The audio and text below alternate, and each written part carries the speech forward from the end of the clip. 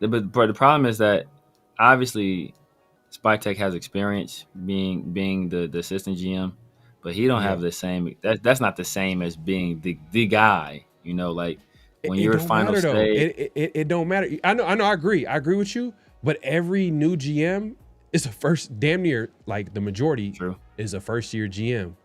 So that's not even like a good enough like, oh, excuse or whatever. You know what I'm saying? But I hear what you're saying. But like Telesco, when he got hired, what were they saying? Oh, that rarely happens. A guy that is a GM never really gets a second chance. That's But facts. shit, we already starting a conversation. We already starting the show. But Exactly. it is what it is, man. Make sure to clock in. Hit that like, comment, subscribe. Hit that notification bell. Here we go.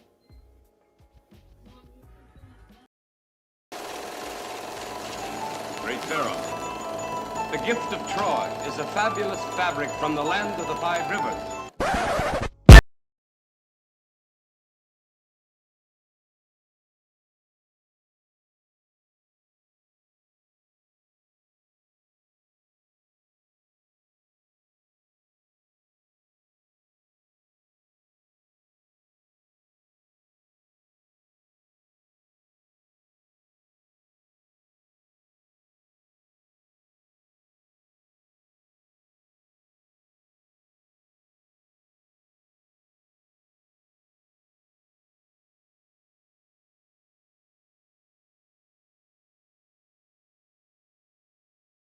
He's gone!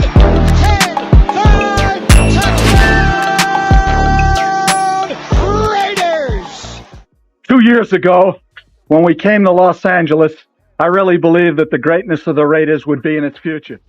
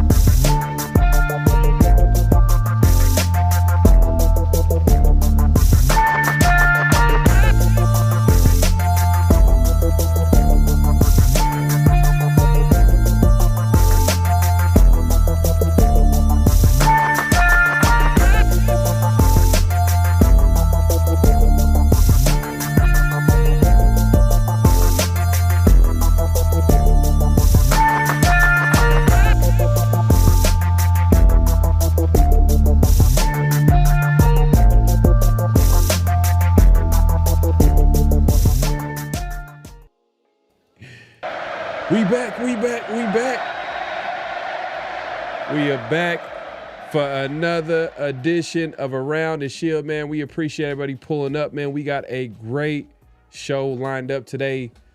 You don't want to miss it. We were able to talk to our guy Murph from Raider Fans Radio, so you don't want to miss that conversation. Definitely good convo. Obviously, we're going to get into a little bit of that Raider Monday Night Football game, and obviously our weekly NFL picks, man. This week, I think I gained like a game. There's a start, Okay. man. I'm slowly chipping away at that lead on Minted. Minted he has the lead right now, so I'm not gonna lie, but But hey, man, I'm gonna take my wins, man. I'm gonna take my wins. That makes me think of they know that Chris Paul meme. It's like Chris Paul has a huge three to bring the to bring the Suns within 4 or something like that. But yeah, that's what it reminds me of. Man. Shout out to my guy TK in the building. Says salute. Shout out to all my fellow flip phone ringtone generation, man. Appreciate you pulling up. Hey, I was telling TK the other day, man. Salute to my guy, man.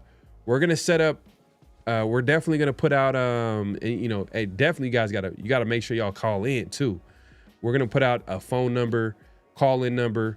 So anytime you guys want to chop it up, sometimes I guess, you got more thoughts that you want to share outside of, just being in the chat.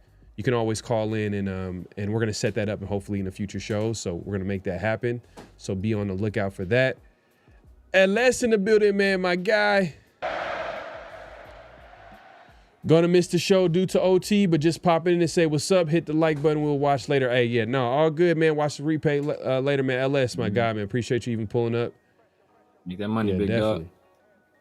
Yes, sir. Yes, sir. Dan in the business. What's on the menu tonight? Yeah, man. We got an interview with Murph. We're gonna chop it up with Murph, and then we're gonna get into a little bit of that Raider Cowboy matchup, and wrap it up with NFL picks. So just definitely stay tuned. We got some stuff lined up for y'all, man. Franklin in the building, man. Appreciate you coming through. My God, man. 831 Raider. Salute. Anthony in the building, man. Appreciate you coming through. Man, we got everybody pulling up today, man. Sacktown, man. My guy, man. Appreciate you pulling up. My mods in the building. Black Sales Sports Talk in the building, man. We got to chop it up with Black Sales Sports Talk real quick, man, because I see you be posting on IG and you be having like strong opinions, man. Like we definitely got to chop it up one time, man. Just another DJ in the building. Yes, sir, man. Appreciate you pulling up, my guy. Well, we got everybody pulling up today, man. Raider Way in the building. My crew was in here deep. Why you say hell no to the no? I got you though, just cause. Hell no to the no.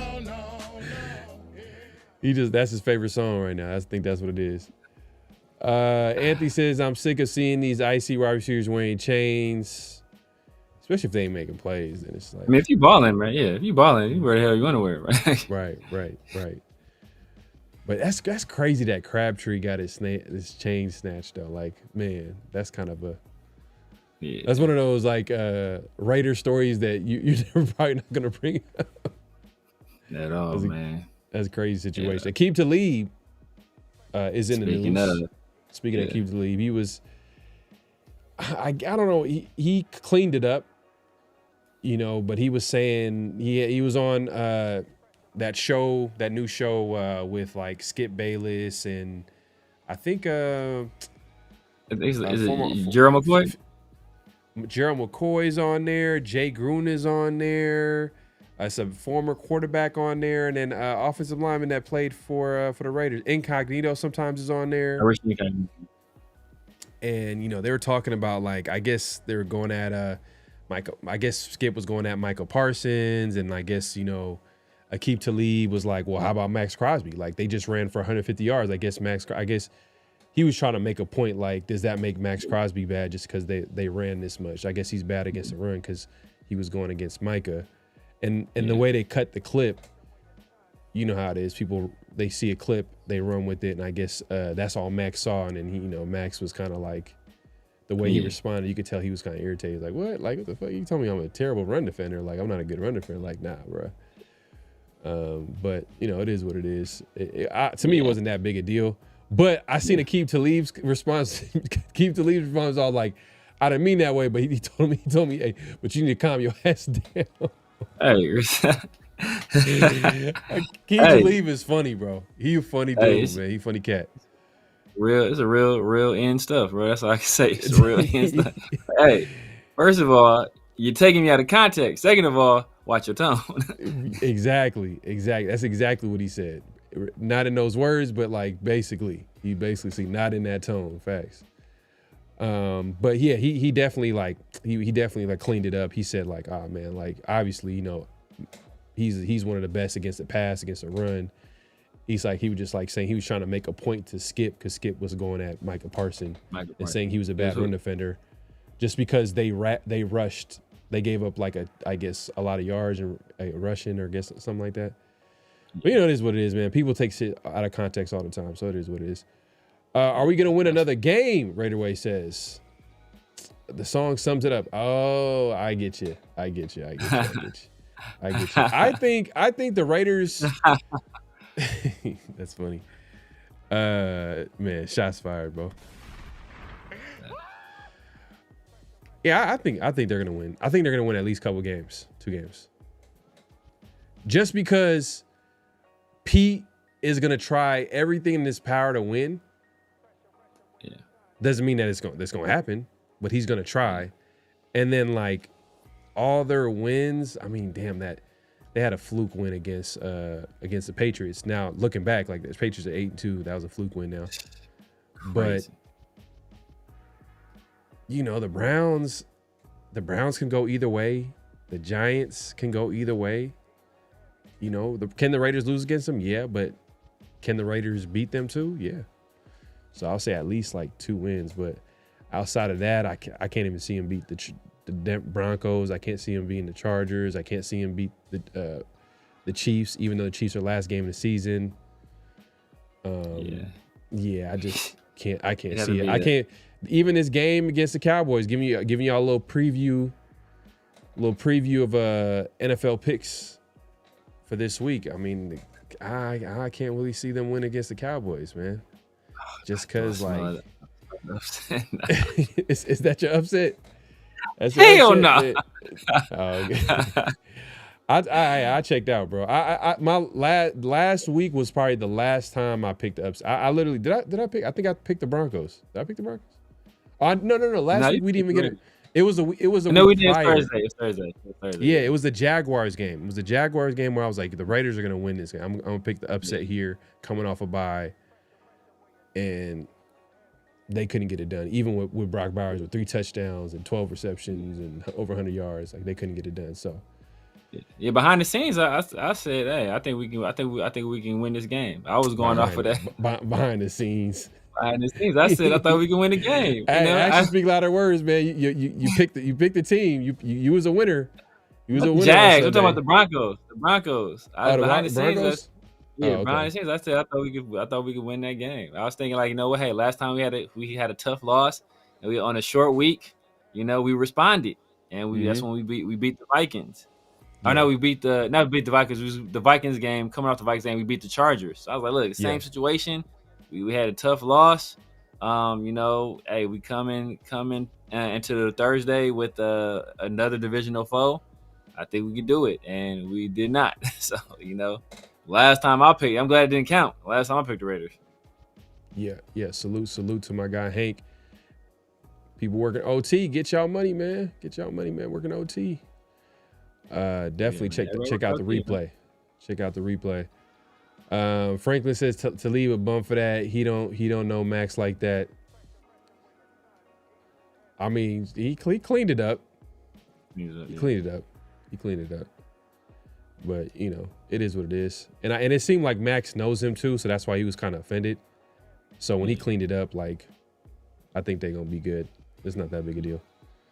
Yeah. It is what it is. If he doubled down, then I'd be like, damn, like, exactly. Like, what do you got against Max? It's so personal, like, because he obviously is not that type of player that you're describing. But yeah, and they'll take one clip and they'll like, oh, this is a little spicy take right here. Let's blow this up. And like you said, it if you remove context from it, it's a whole different statement.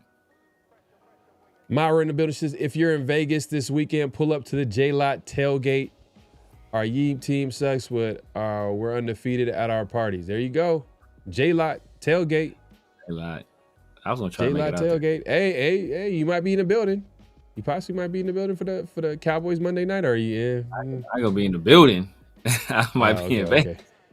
I ain't gonna. I ain't paying no money on the game. I don't want to be around Cowboys fans. I ain't gonna front, man. That's tough, bro. That's tough. That's tough, man. But hey, look, have a good time for sure. Definitely have a good time out there. Everybody, YouTube. Oh yeah, what's going on with YouTube TV, man? They got they messing up everybody right now. Bro. Man, I know somewhere DirecTV is just going like this. You know what I mean? Like, yeah, y'all thought we were old school, huh? We're going this, we're gonna go out of business, huh? They're like that's the Spice Adams coming from behind the tree where he looks like Exactly. My guy, Black Salesman, appreciate the super chat, my guy. He says, I went on my rant because out of the last 7 years, we've had 5 coaches and 5 GMs and wonder why we don't have talent and continue losing. No, I agree. Yes, right. I agree. The only pushback I gave you, especially when you posted that, it was just more so that I think Severe will agree with this, is I just didn't agree with the Pete Carroll hire to begin with. Exactly. Because it just put him in a corner, and we're going to get into that conversation. We'll talk about all Pete Carroll and all that good stuff with our guy Murph from Raider Fans Radio, so we'll get into that conversation. I just didn't agree with the hire, but if they can make it work, meaning that like he could just hold down the fort until they build talent, I'm cool with that. It's the problem is that this is the big problem with Pete Carroll right now, is like he's signing Tyler Lockett in the middle of the season when he had young guys prepare and learn the playbook and drafted in the second round to Jack Besh not play. Or not even play, but play less snaps than Tyler Lockett. Which is like, come on, man. Like, what are we doing? Yeah. What are we doing? And that's been a question with Pete all season, is like, man, like why where's the draft class? Why are they not getting snaps? Why, like, are they not on the same page? What's going on? Now there's no excuse, because now we're like, okay, Myers is traded now. Because remember we had Q Myers, and Q was like, well, hey, Jack Besh, I know he's drafting in the second round, but he's not going to take away snaps from Myers. He's not going to take away snaps from Tucker, who's playing his best ball since he's been in the league. So, I understood that point, but now Myers is gone, and now you're telling me Tyler Lockett is taking away his snaps? Something is not, it's not making any sense here. And I don't think like, a guy like Pete, he's on the same page with a guy like Spytek. But that's just me. But yeah, as far as Spytek, I want Spytek. I want him to be here for a minute, like, because I just want him to stack talent. Like, stack talent, just get like 1 or 2 starters every draft. Just build the depth of this team, and like, we just have a problem of just firing. I think it's worse to fire a GM in 1 year than it is to fire a coach in 1 year. Because a GM's job is more long-term than a coach's job. Exactly. That's just me. But, we'll get into that conversation. We actually were able to talk to Murph from Raiders Fan Radio. We talked all about the Raiders and his fandom for the team, and, his upbringing from, being a Bay Area sports fan and all that good stuff. And obviously Pete Carroll was like the main topic of discussion and where the Raiders are going to go with him. And let's just go ahead and let's just go ahead and get into that interview real quick. But we'll be right back. But stay tuned, man. Here we go. Yes, sir. We back, and we got another guest in the building, and we have Murph, the host of Raiders Fan Radio, in the building, man. Salute. Murph, what's going on, man? Appreciate you coming on, man. How you doing? Absolutely. I'm doing fantastic. Appreciate you fellas having me. And man, I was just complimenting you on your A's hat. And, the A's are terrible. The Raiders are terrible. It's like we got the Warriors, but they're like, okay. You know what I mean? Like this year anyways. But, man, it's a tough time being a Raider fan and basically an East Bay sports fan for that matter. Well, but you know what saved the Warriors, though? You know what saved the Warriors? What's that? Years ago. Steph Curry getting out of his Under Armour contract? Not even that. Before that, because the Warriors sucked for a long period of time, and I think, was it Chris Cohen that owned it? It was somebody. But anyways, my point is that they sold the team, And when they sold the team, the rest is history. Like everything, they got that team together and they start winning. And obviously Steph Curry kind of dropped in their lap, and then they were able to develop a lot of championship level teams. And the reason why I bring ownership is you're an A's fan. Ooh, yeah. You're an A's fan, and the A's ownership is that's one of those heavy topics, bro. It's one of those heavy topics. Like they really suck as far as I don't know. Maybe it's because baseball, it's different where there's no cap, and I think it's no cap, right? So like No cap, and what it is, it's so frustrating because the A's, and I know we're gonna get to the Raiders in just a second, but I got my fellow A's fan in the building here. Let's go. So I got Dodgers. I know the Dodgers fan. I know the Dodgers won the World Series. I get it, but we got to talk about the A's just for a little bit. But do we really? I'm just saying, man. But like, it's the reason why I want to say I fell off as an A's fan. It's just frustrating over the years is that we have one of the best farm systems in MLB. So we're able to find a young talent, develop it, and then once they hit their prime and it's time to get paid, they always let them go. They always let them go to the other team. They don't even make an attempt to sign them. They've signed some guys, but not enough where, okay, it's time to make okay, you did all the right things in order to develop the players and develop the talent. Now it's time to make a run at that World Series, and they just never made an attempt. Maybe they do it because now they're in Vegas. I mean, what's your take on the A's, man? I hope so, man. You mentioned ownership, and John Fisher is like, it's hard to wrap your brain around this guy. I mean, my little bobblehead here has the Last Dive bar on it, and I salute the folks at the Last Dive bar and everything that they did to try to to relieve Fisher of his ownership. And as unfortunate as it was probably a little bit of a futile effort. It was never going to happen. Guy's got more money than God, and he doesn't give a shit. You know what I mean? We can swear here, yeah. Yeah. Go ahead, make it, dude. Yeah. Okay. All right. So he don't give a shit about the fans. I mean, that was obvious from. And one of the things I learned early on, and I think that, and we can tie it back into the Raiders, is that I hear from a lot of fans about like when we move on from certain players, and I've turned the calendar enough times to where, and especially being an A's fan, that I don't get attached to players. I'm attached to this damn shield.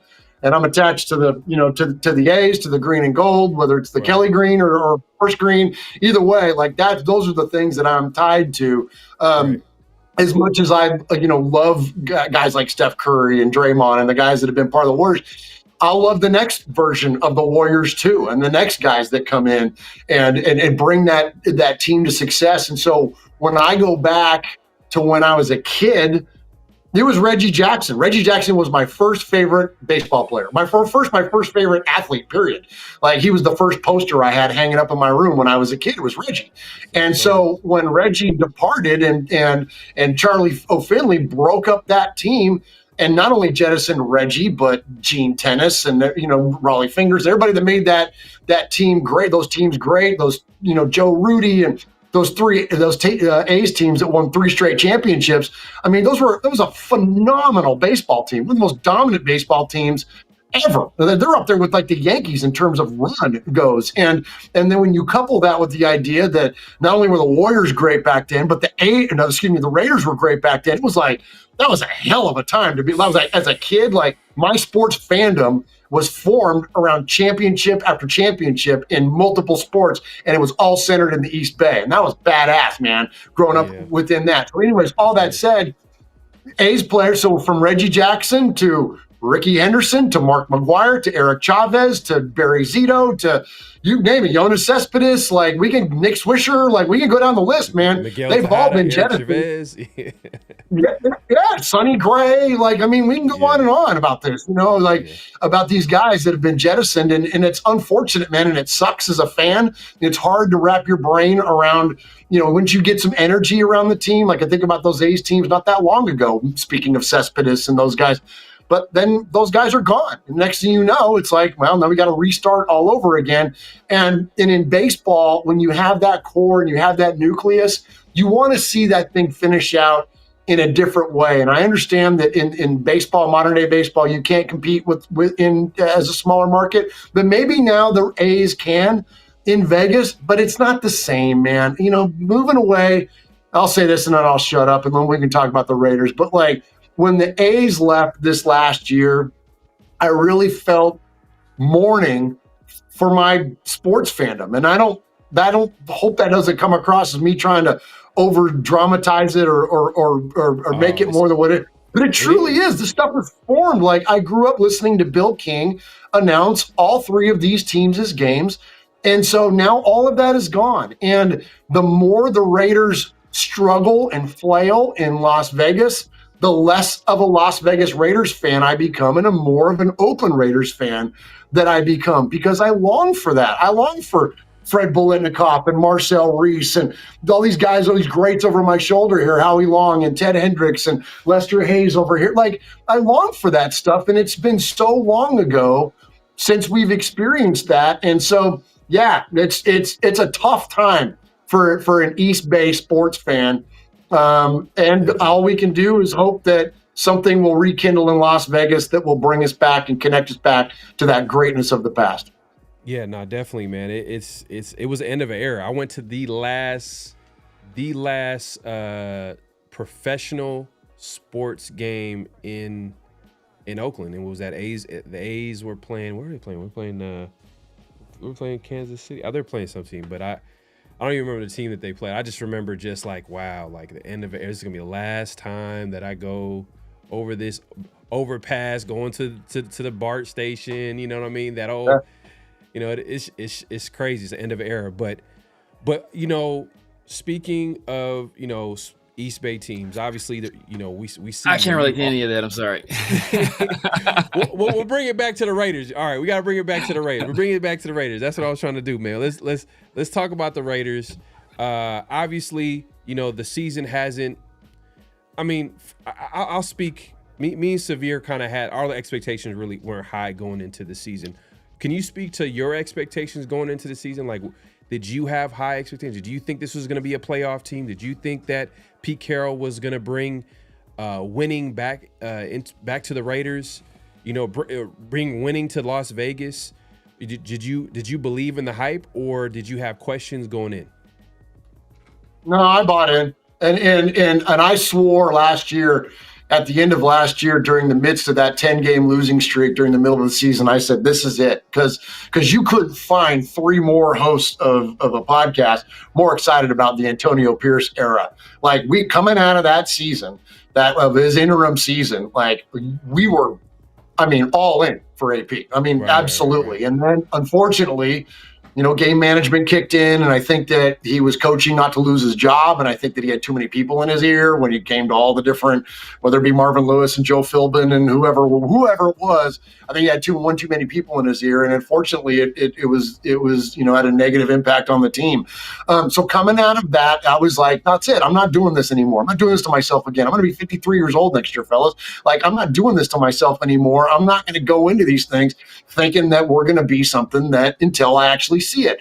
And then here we got to this offseason, and it's the adults in the room. It's John Spytek. It's a responsible draft. We bring in this superstar running back. Pete Carroll's at the podium telling us that he's never won less than 10 games. He doesn't have any reason to believe that we wouldn't do that again.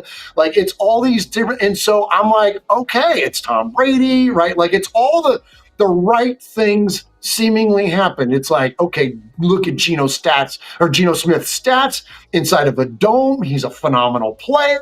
Like, all these things were like lining up for the Raiders to be successful. So yeah, I was all on board for, this could be a 10-win football team. And God forbid they win one or two games they shouldn't. And we could be looking at a wild card and potentially finishing second in the AFC West. I was like, okay, that's not an irrational take. That's not me being a delusional Raider fan, which I've been for most of my life. But that's, you know, and this heart bleeds silver and black blood, man. Like, that only goes one way for me, and that's to root for the Raiders. And so in seeing everything that happened, I thought, okay, this is this is not that far-fetched. We were 0-4 in the division last year, and we won 4 games. So assuming we could win 4 more, and assuming we could maybe win 3 in the division, that's already 7 there. Now you're only talking about putting together a couple of more wins, maybe the Titans, maybe the Browns, maybe the Colts. Nobody knew the Colts was going to be the Colts. So I thought, okay, this can happen. But then, fellas, no one's lost me faster. And I can appreciate the passion for a lot of the media out there in support of Pete Carroll, and you guys know who they are, and I can appreciate that, and I can appreciate their idea of that, he deserves some respect or whatever. But the bottom line is that it's been an abject failure. And so to not be willing to call it that, I think is misrepresenting what we're dealing with here. And when we look at the way that AP exited his first year as an interim, there was a lot of positive momentum. I was at that last game against the Broncos. Me and Jeff and Michelle were first 3 to stand up and start chanting AP, like in the fourth quarter of that game, because we wanted to have that guy come back. We were there for his first speech and for his first game against the Giants. Like we were there. There was a reason for us to be fired up. Then in the midst of that 10-game losing streak, it's like, oh man, okay, this is not going to work out. It's not. I mean, we love the guy, but don't love the coach.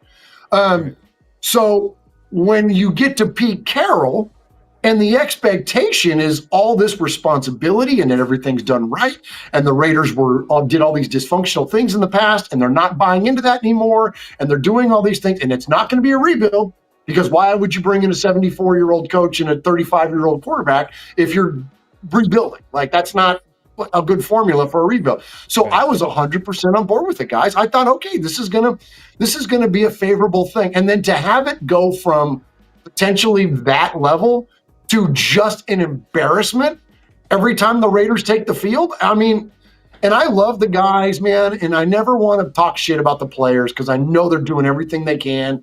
And sometimes, and a lot of times in leadership, it comes down to, are you setting your organizations up for in the best positions to be successful? And I don't think the coaching staff, the front office, Tom Brady, you pick it, I don't think any of them are setting these players up in the best positions possible to be successful. And it's evident, clear as day on the field. It's from the personnel decisions, the personal aspect of some of the personnel decisions.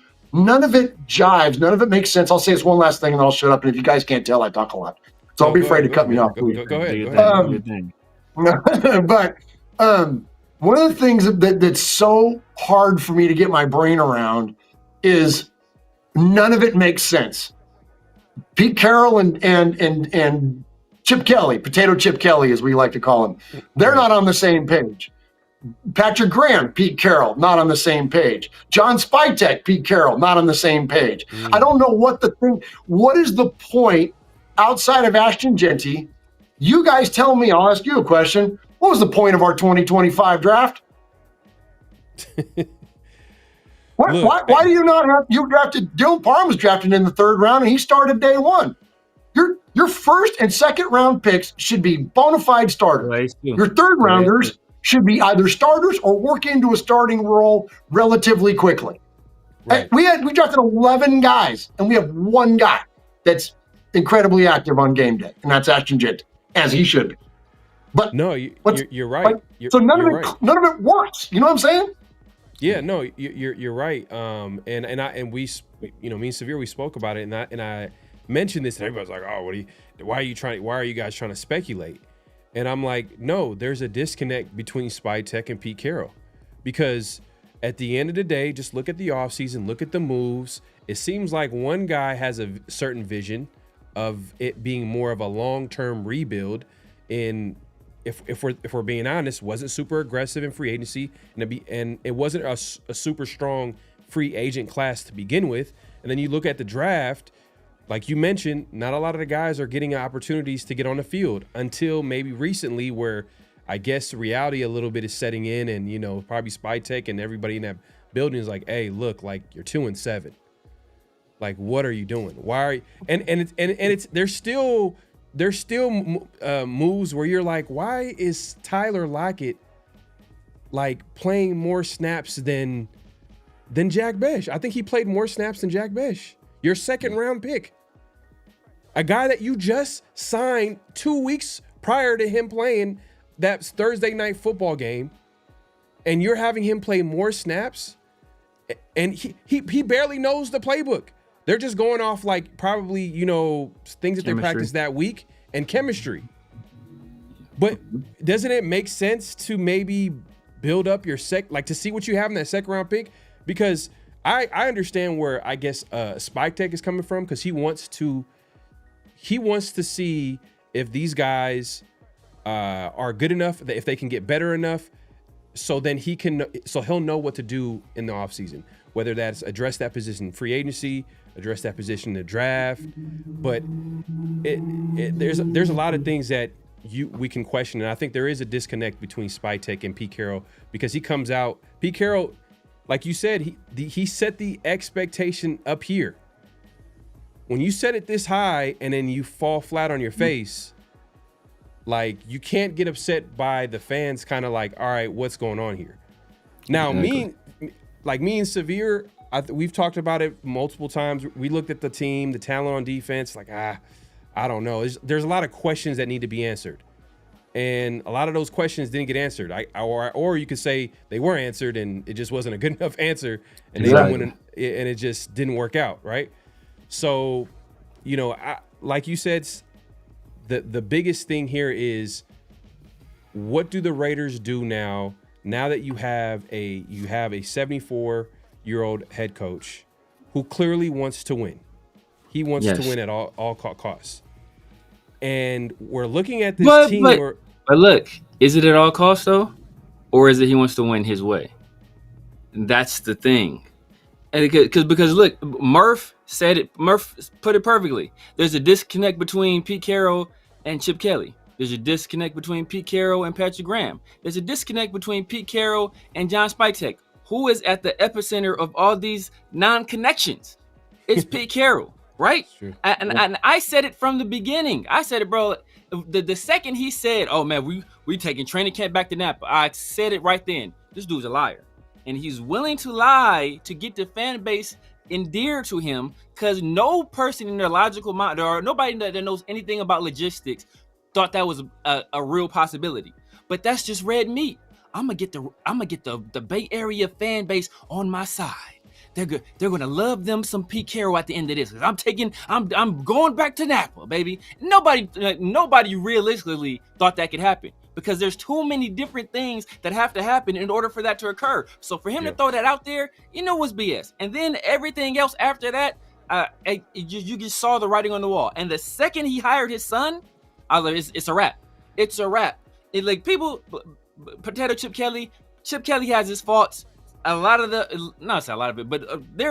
a big portion of this offense is not working, and he's accountable for it. But if you look at all the connections on offense, they all have connections to Pete Carroll. The offensive line coach is Pete Carroll's son. The assistant offensive line coach worked for Pete Carroll in Seattle. The quarterbacks coach worked for Pete Carroll in Seattle. The assistant quarterbacks coach is Pete Carroll's son. The running back coach coached at USC. Like all of these connections go back to Pete Carroll. So you tell me you hire a guy, give him $6 million, and then you hamstring him with all of your guys, bro. If you're a general contractor and I'm putting my foreman in charge of a construction site, what I don't do is tell you can do whatever you want to, but all the guys on the site, I get to hire my guys. So you're got to supervise the guys on your site that I'm hiring. That don't jive. That dog don't hunt. Man, that was awesome. I couldn't agree more. I absolutely could not agree more. And that's the thing that I think because clearly, like you mentioned, like there's that disconnect, and it's like, I know Pete doesn't like to blitz. I know Graham does. And so early on, we thought, okay, maybe they're going to find a nice, hybrid there, not going to run as much zero blitz and that kind of stuff. But then seemingly, like, it's just ultimately gone Pete's way. Same thing with Chip. You got Pete in there going like, we need to run the ball more. And Chip's looking at it going like, well, we can't because my offensive line sucks. So I'm not going to freaking just bury my rookie into the the line of scrimmage, for a yard play. And so he's trying to do stuff different, but Pete doesn't want to do that. And so I'm with you, man. I think and that's the thing that gets so confusing around this. And the only part that I would push back on a little bit is that nepotism exists in the NFL. I mean, it's whether it's the Harbaughs, whether it's, the Mannings, whether it's, you name it, man. Like the Kubiaks, here's a great example of it. A modern example of it. So I don't mind the idea that Pete might bring in his quote kid or whatever else.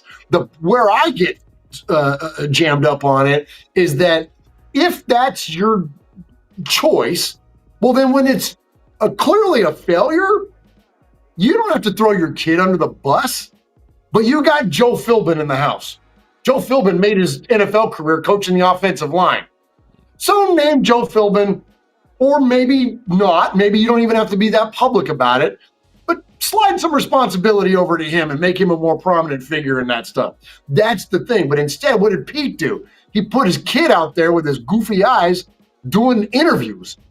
It's like, you're just basically giving a middle finger to the freaking fan base by saying no, we're going to roll with Brennan. His weird eyes and that goofy beard. I got to get that Undertaker soundbite real quick, man. One time. I have no issue with nepotism. Nepotism exists everywhere you go. A lot of people got their jobs because of referral from a friend. That's basically a form of nepotism. So I have no problem. The problem I have is I'm not going to hire my clearly unqualified son to the most important or one of the most important positions in all the entire football team. I drafted a running back at 6, which I was completely against and remain so. But if that is going to work, the most important hire you make at that point is first of all your offensive coordinator, and you got one. You got a guy who's known as one of the most creative run game guys in the league, and that second most important, or in all of football rather, the second most important hire is your offensive line coach. Now, the guy you hired in Chip Kelly, last time he got an opportunity to hire offensive line coach, is a grand slam. It's Jeff Stoutland. That guy's still in Philadelphia. All these years later, still considered one of the best in the business. So why don't I just lean on this guy to make the hire this time instead of just giving it to my son? Because then when you give that job to your son, that creates an awkward dynamic. Because maybe it's not explicit favoritism to your son, but it's implicit. Because I don't know how to react if your son isn't doing his job. How should I go about not necessarily reprimanding him, but calling him or taking him to task. Yo, I need you to do this. I need this to happen. I can't do that in a comfortable manner if I know the head coach is looking over my shoulder every single second. So you could just that weird dynamic. And 2 of his sons are on the staff. Bro, it's a 1 son limit, man. It's God dang. And what we've seen from Pete Carroll is that there is he's hilarious, man. What we've seen from Pete Carroll is there's a stubbornness to Pete Carroll where he's loyal to a fault, and the one that's really obvious is obviously happened on the football field with Geno Smith, where he speaks about this competing thing. You got 3 sons. Yeah, you got 3 sons.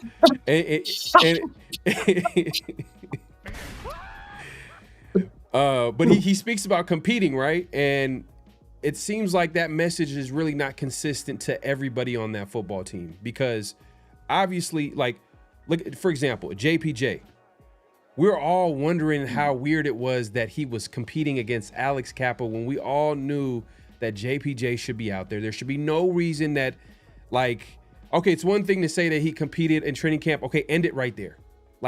He was still saying competing 3, 4, 5 games into the season with JPJ. It just didn't make any sense. And now that he's hurt, a lot of Raider fans, and I agree with this, are saying well, hey, if you're complaining about the offensive line struggling, don't talk about JPJ not being out there, because that was the guy that you were, talking about that should be competing well into the season.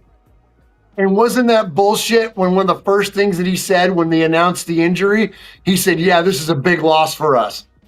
I'm like, huh? What do you mean it's a big loss for you? How about it was a big loss when you inactivated him, when you benched his ass? Was it a big loss then, Pete? That's the thing. And like when you talk about Geno too, it's like it doesn't make it again. It doesn't make any damn sense to me and to us. And like, and listen, man, I can appreciate loyalty, man. I am a loyal guy to a fault. Like, I mean, literally, I mean, I'm a Raider fan. How much loyal do you need when I've been a Raider fan for 50 fucking years? You know what I'm saying? Like, you can't get more loyal than this. If my wife ever wanted to know how loyal I am, I just point at this damn thing and go, hey, you know what I mean? Like, so, you know, I totally can appreciate loyalty. That said, if you don't, in a demonstrative way, make a move outward to show that you're willing to do something different, because it's like, if you do what you've always done, you're going to get what you've always got. And listen, Geno Smith is not a rookie. Like, you know, the whole like, oh, he needs more practice in the offense. Excuse me? What? Like, what are we doing? Like, why does he need more practice? Like, I mean, all I can hear is Allen Iverson in my head too. Exactly. Like, really? Like, this is not the time for practice. Like, it's a 35-year-old veteran. He should be able to slide right on in on this thing. And so, yeah, man, I'm with you in that. Those loyalties to those folks. It's like, listen, man, I get it. Those are your people. Those are your guys. You're going to ride or die for them. You're going to be there for them, as you should. But you're also accountable to wins for this football team. And when this is your job, I'm sorry, it's not show friends, it's show business, as the great Bob Sugar once said. Fair. So when you got to make moves outwardly to show that you're willing to do something different, you have to. And Pete, with that rigidity and that stubbornness, and then to go back to that, like what you were saying, that stuff I never expected from Pete. And that's why I think it's so jarring to us as fans, is that we expected a maturity level and an ownership of things that we are not seeing. And now he's moving the goalposts, just like Josh McDaniels did. He's changing the narrative. And it's like, you know what? Either you were full of shit, or now you're full of shit, or you suck at evaluating talent. Like, what? And which one's worse? Yeah. You know? Like, but look, you talk about loyalty, and you know, I think people view loyalty in only one context. Like, the other part of loyalty is you don't let a guy go out there and make a fool of himself. You don't let a guy go out there and look as bad as he looks. Like my friends aren't going to let me walk outside with a booger hanging out my nose. Like, bro, tell me, like, let me know. Like, do I look, you know, like if your wife puts on a bad outfit, you know, she's basically like, baby, I love you. You shouldn't wear that. You shouldn't wear it. That's loyalty. Being able to tell somebody, you know what, this is not your time, this is not your season, maybe you need to dial it. Like, that's true loyalty. So like what he's doing is just appeasement. It's just straight up appeasement, and this is not what he's supposed to be about, because he kept harping on compete, but that's just another in a long string of lies. It was the Napa thing. It was Christian Wilkins. He said he was doing everything he could to get back, and all of a sudden he wasn't doing everything he could to get back. And you know, like, it's like I always play the young guys, and then I don't know about playing the young guys. And even when JPJ won the job, he didn't say, hey, you know what, it's a great competition. JPJ won. He said, basically, he only won because Alex Kappa was hurt. It's kind of won by default, essentially. So it's like, you can't even let the young man get a win. He won a starting job at a position he didn't play last year. You can't even let him have that. So it's just that we were expecting a level of maturity and the guy to come in here and in the perfect world, he lays the foundation and sets up our culture. And you know what? He walks off into the sunset. But but that was like, even that, I said, is like, culture changes. Like, the whole reason we're bringing in Pete Carroll is because we want to reset the culture. So when we bring in the next guy, unless that guy is somebody on staff, what is he going to want to do? He's going to want to reset the culture in his image. So that's what's going to continue to happen. Now, can you lay some foundational pieces or like have some pillars there? Of course. But like, everything's going to change. Everything's going to evolve. And the NFL is like Mother Nature. You evolve or you die. And if you aren't ever changing, you're going to die. And that's what we're saying. Now, I'm going to say, take out the D word with Pete Carroll, obviously. But, that's what we're saying with Pete. Is like, he hasn't evolved. And, and now his tenure, his legacy is on the line. You had to Wait catch a minute. yourself there. Oh. Somebody Look, grab look, out look, there, look, man. look, Somebody look, come down. I always say it. Pete Carroll, he one bad checkup away from having to retire. Like one bad checkup away. No, you know what it is. Look, it like just to summarize, pretty much a lot of the things that we're pretty much saying the failures of this season, the failures of a lot of people's expectations, begin and end with Pete Carroll, just because he kind of set that expectation high, and then there were just little things that happened throughout the season. Even Geno, obviously Geno playing bad didn't help, but who's Geno? That's Pete Carroll's quarterback. You know, so that everything kind of connects back to Pete. Now I'm gonna ask you this, Murph. Do you think Pete comes back? Man, that's really tough. Oh gosh, I don't want to go against my gut. I want to go with my silver and black heart says no. My silver and black heart says when this season is over, he rides off into the sunset on a retirement, saves face, and allows the organization an opportunity to then kind of start fresh. And I've been saying this ad nauseum over the past few weeks. It is long past time for the Raiders to build a proper power structure when it comes to the organization. We've got a wonderful president in Sandra Douglas Morgan, but she has nothing to do with the football operations. She is the president of everything outside of the structure of the team. It is time to have a head of football operations, a president of football operations. If that's Tom Brady, then it needs to be full-time. None of this half 1 foot in, 1 foot out shit. And if you can't do it full-time, well then if your Fox gig is more important or equally important to you, then you're not the guy. And that's okay. But you don't need to have such a loud voice in the organization. So a proper president of football operations, a proper general manager that ultimately has full control of the roster. And I'm not saying you don't get input from your head coach, but the ultimate decision-making comes down to the general manager, which we were told that it was going to be more of a joint effort. But clearly all we see are these heat moves for his guys. And I don't think John Spytek has the amount of influence over it that we thought he was going to. Then you hire preferably a younger offensive head coach, in the same spirit of a Liam Cohen, Ben Johnson. And I know they tried last year, but there are plenty more. There's the Kubiak brothers. There's Joe Brady. There's Cliff Kingsbury, who's a boy with Tom. Like there's plenty of people out there that could be a good offensive-minded head coach. And then the Raiders draft a first-round quarterback, which we haven't done since Jamarcus Russell, and that was 20 years ago. So I think that if you can establish that proper power structure, make it an attractive job for that said young head coach, young offensive-minded head coach, and then you let it simmer. Then, as the kids say, let them cook. Then we can all sit back in our chairs for 3 to 5 years and watch how this thing plays out.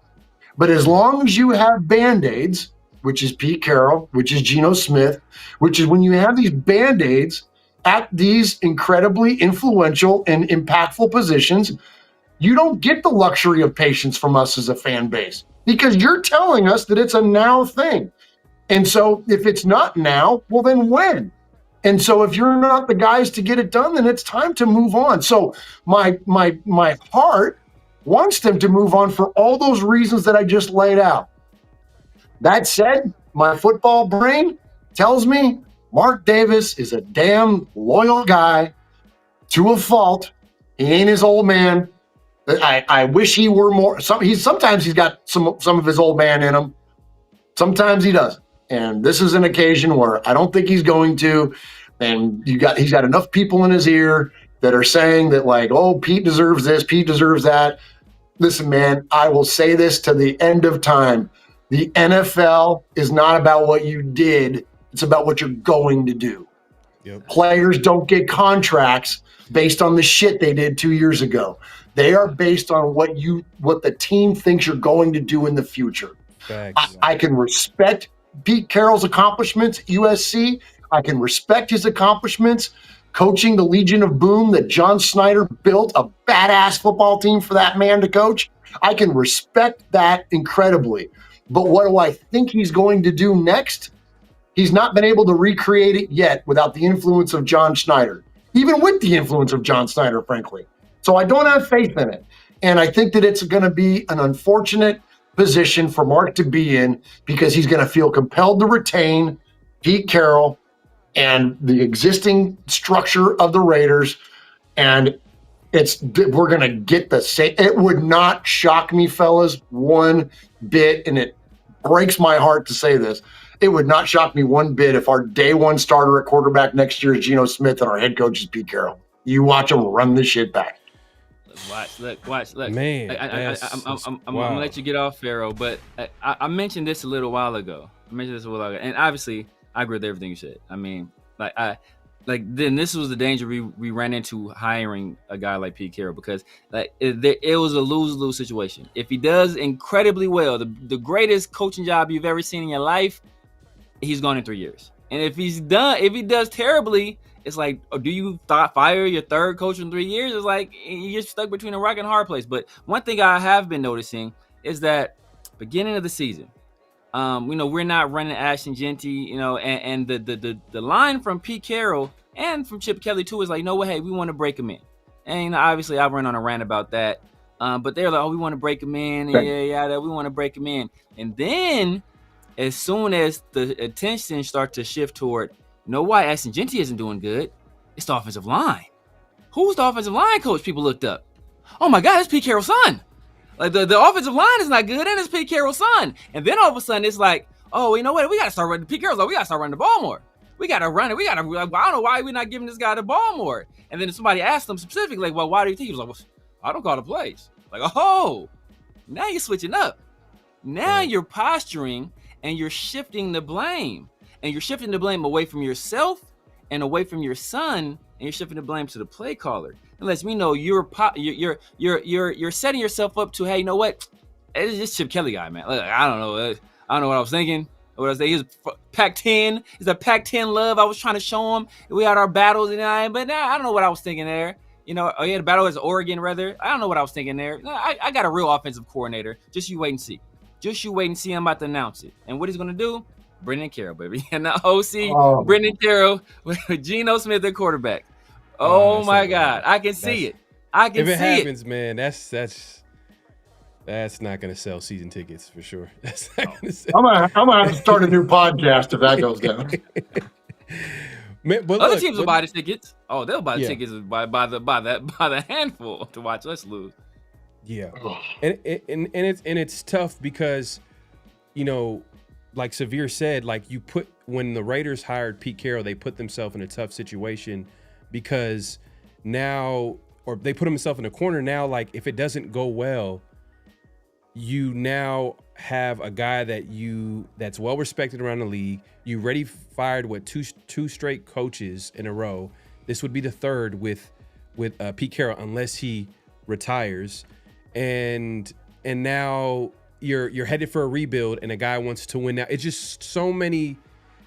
You would think that the people in the Raiders building, I'm going to assume they're going to be the smartest people, they're going to be the smartest people in the NFL. Like they're going to be one of the smartest people you would expect, because that's what they should be. That's what they should is. So what I'm thinking is they're going to think about every scenario. Okay, if the season doesn't go right, this is what it's going to look like. This is where we go from here. I'm thinking they're going to be thinking about every scenario. And I just have a hard time, 70. I just never understood it. I just never understood him being 74 years old. And we clearly can see that this is going to take longer than a year. It's going to be hard to win right out the gate, especially because at the time we didn't have a quarterback. They got Geno. I know everybody was like, Geno is going to do this and that, but still there's a lot of moving parts there. But if they bring back Pete Carroll, that means that someone's going to most likely take the fall. And like Severe alluded to, most likely it's going to be the offensive coordinator and Chip Kelly. Oh, yeah. And that's going to even be a tough sell to bring in a good offensive coordinator, because a good offensive coordinator is going to be like, I don't know, your days are kind of numbered here, buddy. I'm trying to get comfortable 100%. at this. I'm trying to have a little bit of stability here. I don't know, by next year you might be gone, and then what am I going to do? So this is where I guess, where Tom Brady or whoever needs to promise that OC that you're going to be the next head coach. You know, it's going to be the Raiders are going to have to overpay. They're going to have to oversell. And it's not good enough because you got a guy like Robert Saleh who was promised, you know, they were trying to hire him at DC and they're going to promise him to be the head coach. And he was like, I'll just go back to San Francisco where it's a little safe and comfortable for me because you guys are doing a little too many crazy things the last few years. I don't know if I want to trust that, especially we all know San Francisco's pretty talented and they've been winning a lot. But even if they let go, see, I'll argue this because in order to keep Pete Carroll, who are their options going to be? What are their options? We found out that last coaching cycle, the Raiders had a really hard time bringing in offensive-minded coaches. So you can almost cross them off the board because we're kind of in the same boat a year later, meaning that we still need talent in this roster and we still need a quarterback, which we don't have. Now, the argument that someone might say, well, like, oh, well, if the Raiders have a top 2 pick or top 3 pick, maybe you could sell them and saying you can just go get your guy. But I don't know. I don't know if that's a guarantee. The way the Raiders have been working is you got, like I said, this is why it sucks having a coach like Pete Carroll. He's going to try to win at all. He's going to try to win games. He don't care about the draft position. He's going to try to win at all costs. And it's going to hurt, their draft spot. I think that the challenge to hire an offensive coordinator is going to get real if they move on from Chip Kelly. It's the same thing that we saw with Antonio Pierce, is that he was an interim head coach that got named. He was unproven, and who wanted to tie their offensive, career to a guy that could potentially be on a short leash. They didn't want to do that. Well, and I would say the same thing. Like in this scenario is that, anybody that comes in on Pete Carroll's staff, it's the writing is on the wall at a minimum. And listen, I'm not an ageist. I'm an old guy myself. I'm in my 50s, for crying out loud. I'm not an ageist here, but listen, man, we all got an expiration date. Father Time is undefeated. You're only going to be able to do this for so long, And so when you have the oldest head coach in the history of the NFL, like, you can't look at that as a potential coordinator and be like, all right, there's my spot. And that's where I say that, like, it's going to take a hard reset in order to attract, young minds and young talent. And I think that when we look at why did Ben Johnson walk away from the Raiders? Some people would say, well, Tom Brady should have closed that deal. That's a fair point. But I think also, too, he was looking down the barrel of Gardner Minshew and Aiden O'Connell. Is you know what I'm saying? Like, yeah. And an uncertainty at who they were going to draft. So I think that with your negotiation, you could say the same for Cliff Kingsbury. Thank you. He left for one of them left for Caleb Williams, the other one left for Jaden Daniels, and I don't blame them one single bit. So if the Raiders are serious about this, then as part of your negotiation, it's going to be, listen, we're going to get you a quarterback. We're going to get you Ty Simpson. We're going to get you Fernando Mendoza. We're going to get you Dante Moore. We're going to get you. This is our plan, being in the draft position that we are. And I'm John Spytek. I'm willing to sell out for it.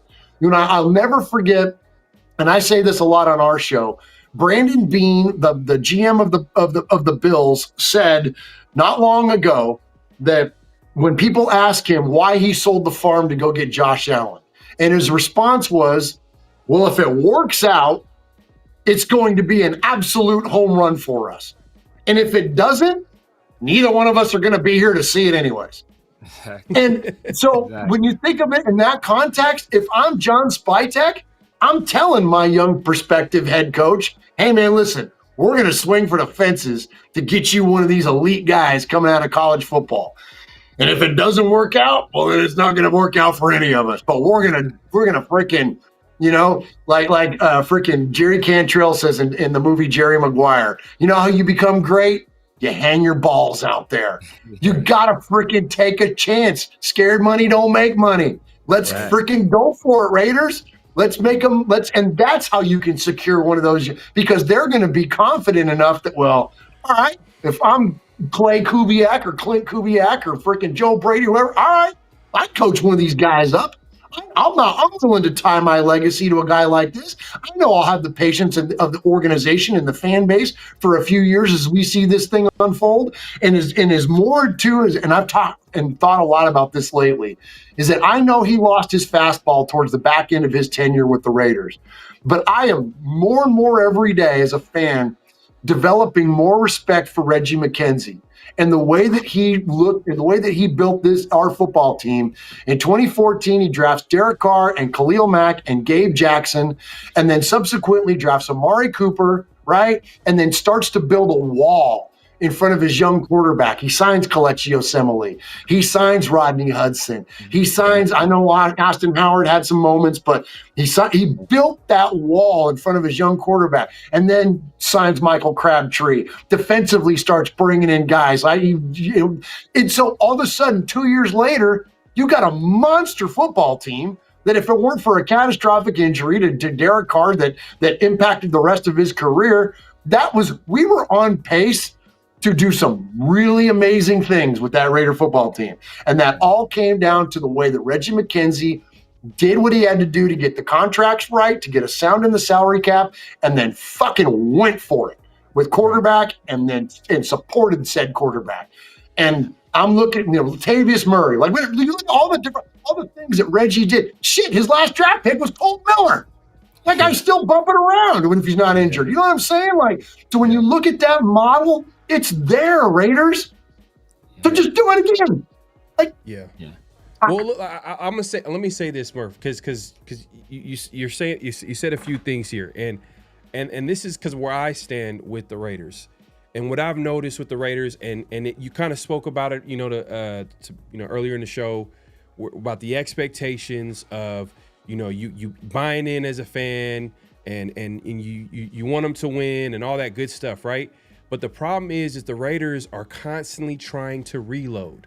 They're constantly trying to reload. And you could take it all the way back to the late, great Al Davis in his later years where, he was just trying to go for it every year, but it didn't, you can't build a football team in 1 year. There's so many things that go into it. And fast forward, Mark Davis has been trying to do that same thing, is try to reload. And you brought up a great example in Reggie McKenzie, because that was the last time, outside of maybe John Gruden, who you can also say that John Gruden 2.0 had a rebuild, a semi-rebuild when he traded away Khalil Mack, traded away Amari Cooper, and then got all that draft haul, and he didn't do anything with it, but he was able to rebuild that team, rebuild that offense, and get something out of it. I mean, imagine if he did hit on those picks. Imagine that football team.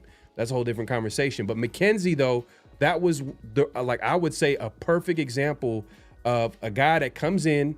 He doesn't have a first round pick. He doesn't have a second round pick. He has a third round pick. And mind you, like I mentioned, Al Davis, all those terrible Al Davis contracts that literally were he didn't even have any cap space to sign anybody. So that first year, the expectation was basically we're going to lose and it's going to look ugly, but we have a young coach we're going to develop. And then that second year came around. I think it was his first year is 2012. The second year was 2013, where they drafted a DJ Hayden. And then that 2014 came around. That's when they drafted Khalil Mack in the first round. And then they got Derek Carr in the second. So this leads to me. My second thing is because I know you were adamant about let's go for it and let's get this quarterback.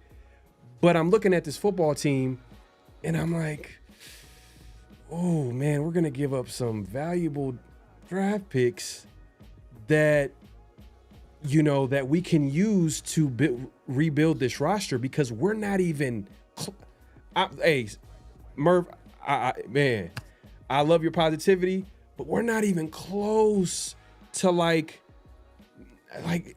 we don't to be one of the talented rosters in the NFL. Because if you look at the defense, look at the defense. I know, and I know we got to get a quarterback. I understand that, but that example that you gave, that's where I'm at. Is go get the best player available, and it could be a repeat. Get the best player available, and then you can trade back into the first, or even draft a guy in the second.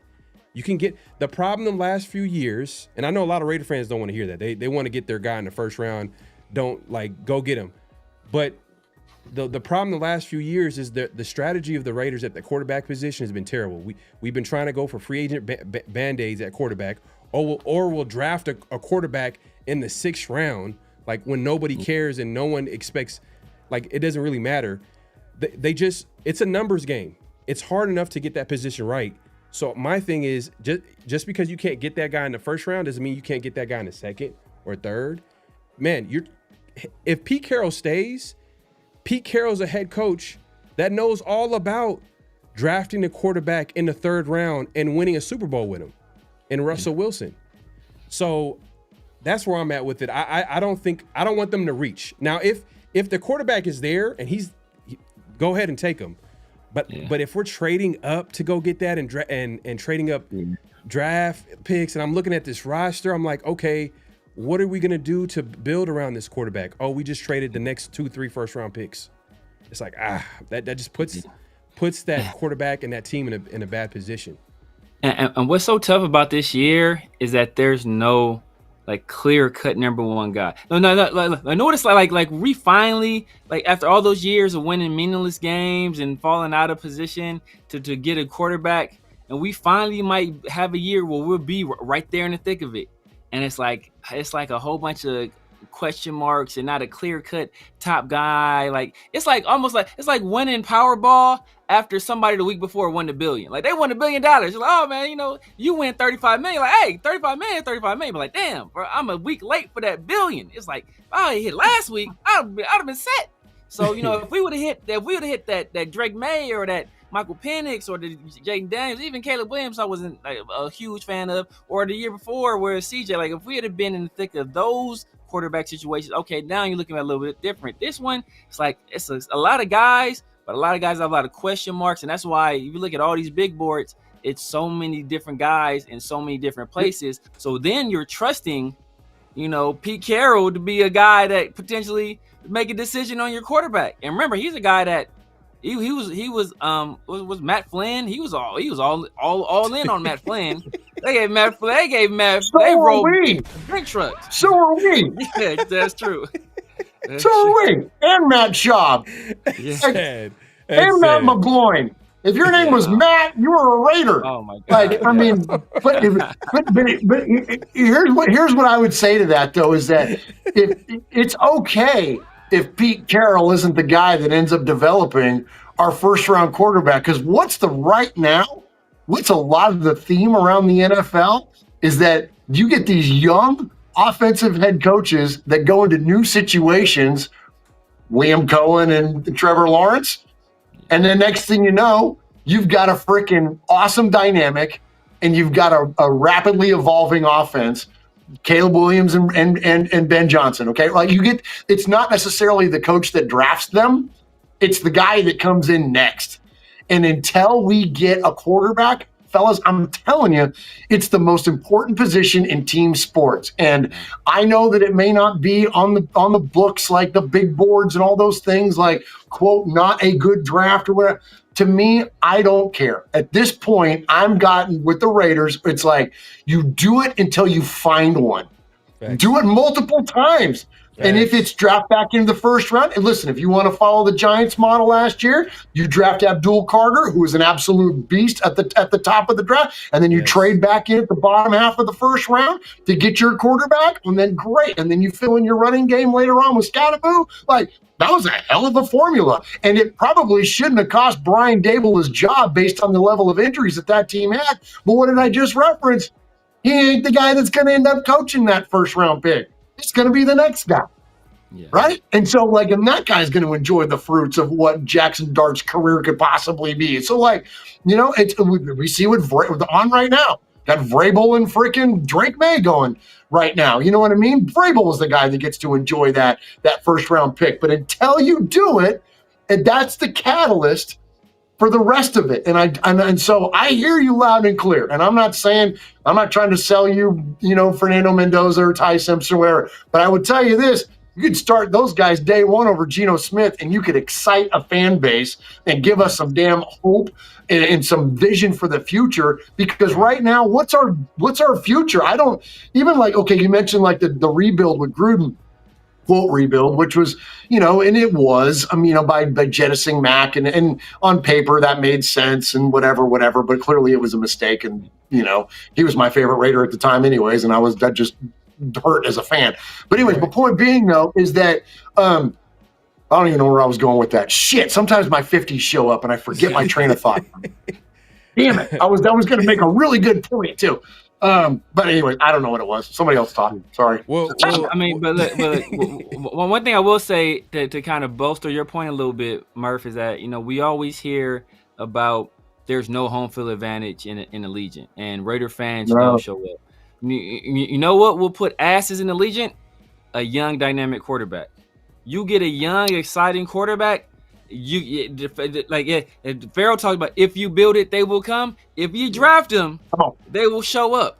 They will show up to see if he's the right guy. And if he comes out performing and he's doing what Jackson Dart is doing in New York, the guy I don't think people will show up for, Fernando Mendoza. It's like Fernando Mendoza ain't selling them a motherfucking thing. All right, he ain't excited nobody, but he can play. I don't want to get about that. I'll say this. I agree. In order to start building this football team, you got to get the quarterback. Once you have that quarterback in place, then you can start building around that quarterback, whether it's the offensive line, obviously, the weapons that you put around him.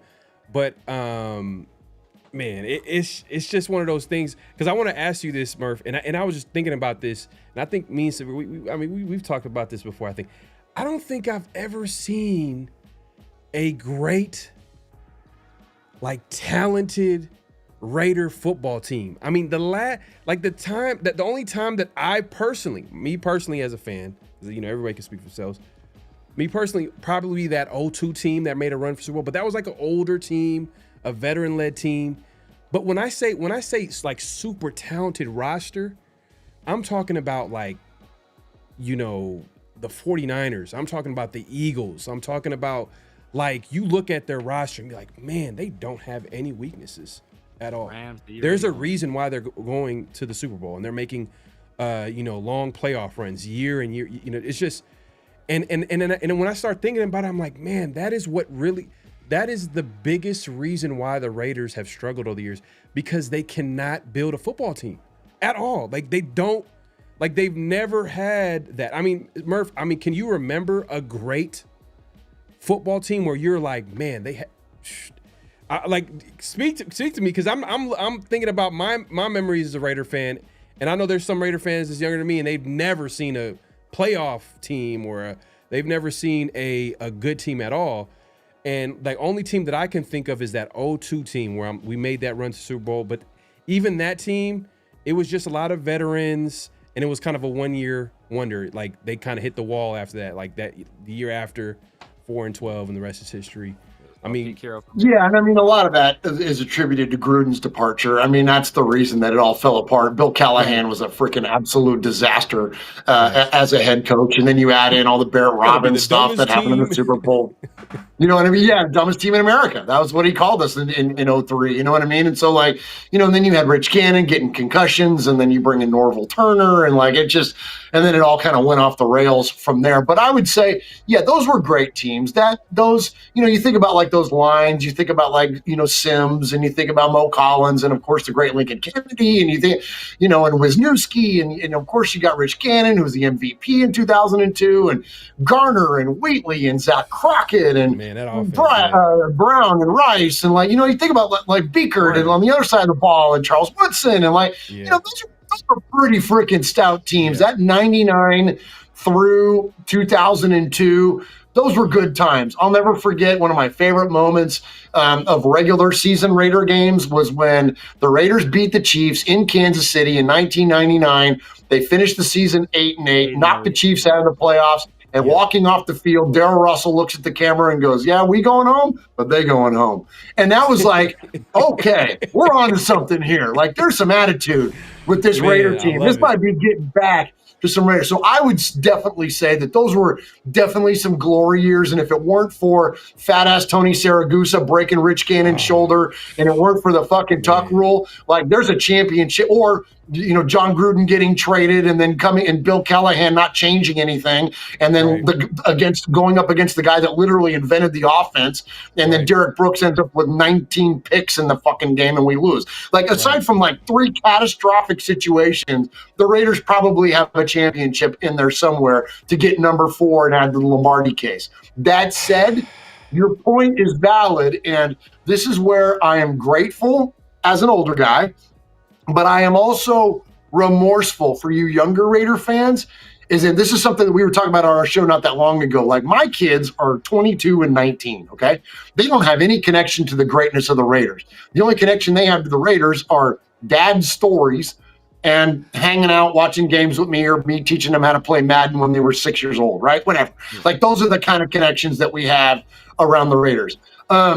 My kid beat me with a pump block defense one time, like on the goal line, and it pissed me off. But I'm like, what are we doing? Man. But like those are the kind of connections and memories. They don't have any connections to the greatness of the Raiders, but I do. Okay, I was 4 years old when the Raiders won their first Super Bowl, so I have fading memories of that, but I have very vivid memories of 1980, and I have vivid memories of January 22nd, 1984, when Marcus Allen ran with the night and won the Super Bowl on Black Sunday. I remember that vividly. And so when you look at those Raider teams, even more so than those 2 teams from the 80s, when you look at the Raider teams of the 70s, that was the golden age of our Oakland Raiders, because players stayed together back then.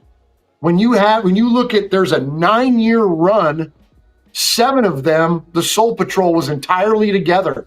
Willie Brown, Skip Thomas, Jack Tatum, right? Like when you look at those guys, they were all together. George Atkinson, rest in peace, man. Like they were all together for that long. Otis Sistrom, Phil Villapiano, like when you look, John Matuzak, when you look at these, they were all together. When you look at the line, we had 2 Hall of Famers playing next to each other in Gene Upshaw and Art Shell. And then you add in Dave Dalby, you add in George Beeler, you add in freaking like Henry Lawrence, and then you got Clarence Davis and freaking, God bless him, Kenny Stabler and Cliff Branch and freaking the great Fred Biletnikoff, all playing on the same team, and they were all there together forever. Yes. You had at one time on the Raiders quarterback room, you had Darryl LaMonica, AFL MVP. You had Kenny Stabler, eventually an NFL MVP, and George Blanda. You had 2 of them for sure Hall of Famers that ended up, and Darryl LaMonica should be in there in the same quarterback room. Like, you want to talk about greatness? That's greatness. Yeah. And I'm gonna say this, and I'll shut up. And I want to end this part of it by reminiscing of the greatness of the Raiders by saying that this man, Frank Sinatra, told me never be a name dropper, but I'm gonna drop a name. This man right here, Fred Biletnikoff, and one of the many times I've had an opportunity to meet him because we support their foundation and the work that he does, and with his wife Angela, is absolutely incredible. Yes. We interviewed him one time, and I asked him. I said, because the team was struggling. And I said, what would you tell, if you could stand up in front of the current version of the Raiders and you could tell them anything, what would you tell them, Fred? Actually, I asked this question to George Atkinson too, and he said, I can't tell you that. I'm not going to tell you what I would tell these guys because it's not fit for broadcast. But when I asked Fred that, he said, we painted a road to greatness a long time ago. It's now time for these guys to paint their own lines on that road. Yeah. Right. And that, fellas, that has settled in me as a fan, and it's like, you don't lower the expectation, you don't lower the standard. I don't give a shit how long it's been since we've been great year in, year out. I'm not talking blips on the radar. I'm not talking about 2016. I'm not talking about 2021. I'm talking about year in, year out greatness of the Raiders. That's the expectation. That's my bar. And so anything short of that, I get impatient and I get turned up about it, because you're right. It's been that long, but that's what so much of the Raider mystique was founded on. Facts. Was that, and so that's where it gets real tough for us as fans, man. And I sometimes I can I try to be sympathetic, and I try to be open to younger Raider fans and their opinions around things, but there's a lot of times that we have conflicting opinions about things because they're coming at this from a complete, and I'm not talking about young like you guys are probably 20 years younger than I am. I'm talking about like young, like 20-year-olds. You know what I mean? They're like, your version of the Raiders is way different than mine. You know what I mean? So like, so I'm sorry if whatever. I won't want to pick on Derek too much, but like, towards the end of Derek's run with the Raiders, I'm like, no, this is not good enough. Like, this is this is not okay. But I also get it too that like younger Raider fans, that's all they ever had. Yeah. So their perspective matters. Them. Yeah, perspective matters. I'm like, well, if you've never seen greatness, you had Derek. Yeah, you had Derek. I had Kenny Stabler winning MVPs and Super Bowls. I had Jim Plunkett winning 2 Super Bowls. You know what I'm saying? Like, I had Rich Gannon winning MVP and taking the team to the Super Bowl. You got Derek. Okay, well, that's cool. Exactly. No, and that's just my point. You know what I mean? And for me, it was the the early 2000s, late 90s teams. That was like the closest that I could say was to a great football team. That was the closest. Now, every Raider fan, I just assume that every Raider fan, their intro to their Raider fandom is, all right, put on the 70s Raiders. You know what I mean? And just the autumn wind song comes on. The room is black. You know what I mean? It's just Al Davis is back there talking, and you hear R.I.P. George Atkinson telling these crazy Raider stories, and the list can go on, and I feel like everybody's intro. But then you start as years go by, time goes on. It's like, man, it's so far removed. It's just so far removed, and I just, to me, that I want to see that. I want to see a great football team. I want to see a talented football team. I want to see like, man, like this, like I think the Raiders could go win it this year, and not just be biased. I just actually look at the football team like, hey, I think they have a shot to win it. But until, like you said, until they get a quarterback, and I know you brought up Carr, but. To me, it always fell back to like, even if they removed Carr, and this is a whole different conversation. We're not gonna stay on this because I know Carr was the most divisive, polarizing, or whatever. At best, Carr was a solid QB, but my thing is what people kind of sometimes forget about the situation was the Raiders' inability to build a football team. It always came down to that. I don't think they ever were able to build a football team while Carr was a quarterback. Maybe the closest was maybe that 2016 team, but after that, it was just like there was always question marks. And to the other side of it is Carr was never good enough to overcome the problems that the Raiders had. Maybe if you put in a great quarterback, but great quarterbacks don't grow on trees. So we got to be realistic here. And that's the attitude. That's why I kind of I want to say bought in with Pete Carroll, where I kind of agreed with him is that, we're not in the business of saying that we need to get a top 5 quarterback. No, we need to build a great team, a great football team. And hey, he backed it up by building that Legion of Boom and putting, Russell Wilson in there. And we all know, we've seen Russell Wilson after, he left, the Seattle, and seen how his career went a little bit, you know what I mean? So I just feel like the Raiders just need to build a great football team, and hopefully Spytek is that guy to build it. I wanted to ask you this earlier. You don't think Tom Brady's running the show in Vegas? I don't know. I mean, you made a comment about like Mark making that decision, but you don't think it's Tom? Kind of like. I don't know how you, and if that's the intention, I don't know how you can effectively do that when you got one toe in. Like, you got to be all in on this stuff to me. Like, if you're going to be making football decisions and that's going to be his role, then it needs to be a full-time thing. Like this whole, like, you know, doing it from a distance and all that kind of stuff. Like, well, I was actually encouraged when we saw him earlier this year and he was like in the booth, right? And it was like, and everybody was like, oh, there was a bunch of pearl clutching going on because they're like, oh, Tom Brady, like he's going to know something and he'll take this to the broadcast and the production team and blah, blah, blah. And I'm like, no, that's good. Like you look at Carly Gordon, was down on the sidelines taking notes with the headsets on and stuff. Like, you want to talk about an invested owner. And I'm not saying she's the sole reason for it, because I think Shane Steichen is a freaking quarterback whisperer and an offensive guru. But when you look at the success of the Colts, she's enabling a lot of that. Again, she's not the reason for it per se, but she's enabling it. She's putting everybody in positions to be the most successful they possibly could. She's effectively their head of football ops. Well, where's Tom Brady? He can't do that from a Fox booth. And I listen, I don't have the venom for Tom Brady that a lot of Raider fans, because I don't hold him responsible for the tuck rule. I hold Walt Coleman responsible for the tuck rule. Exactly. You know what I mean? Well, and that's fair. And I get it. I totally get it. I'm but joking. It's like, Walt Coleman's the one that made the bad call. It wasn't Tom Brady. And if that were a Raider, if that would have been, you flip that play, I'd have been like, okay, well, might have been wrong, but we'll take it. Right. Exactly. We'll take that trip. You know what I'm saying? Like, all right.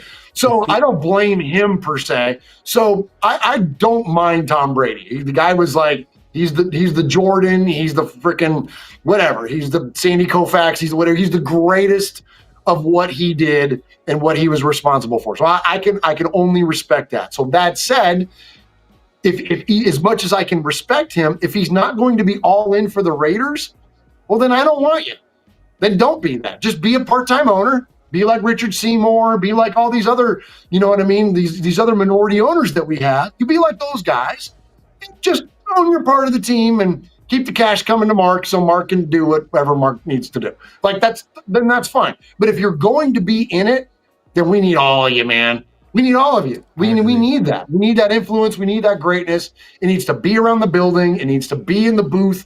Or even if not in the booth, it needs to be in the owner's box on game day. So early on when we saw him donning Raider gear, we saw him around the facility, it was like, okay, here we go. But then this Fox thing happens and it's like, well, now he's not able to. So I don't know, man. It's an interesting concept and it's definitely new territory for, I think, any NFL team. And so I think that there's probably a learning curve and there's a patience that's required until they figure it out. But if my voice ever found Tom Brady, which likely would never happen, but if it did, I would tell him, we need you all or we need you none. Like, get in here, and here's the last thing I'll say on this too, guys, is that one of the things that being so staunched in the history and the mystique of the Raiders and the greatness that Al Davis built, everything about our fandom today is all based on what came out of that man's mind in the 60s, okay? And so as I have so much reverence and respect for that one of my worries, and I don't worry about a lot in life, but as a fan, I'll be willing to say I actually am kind of concerned with this. I don't want the mystique of the Raiders to be lost because we stopped being Raiders. Can we trust Tom Brady to uphold the legacy of the Oakland Raiders, the Los Angeles Raiders? Can we trust him to do that? I don't know. He's talking about bringing in Mark Wahlberg and shit as like part owners.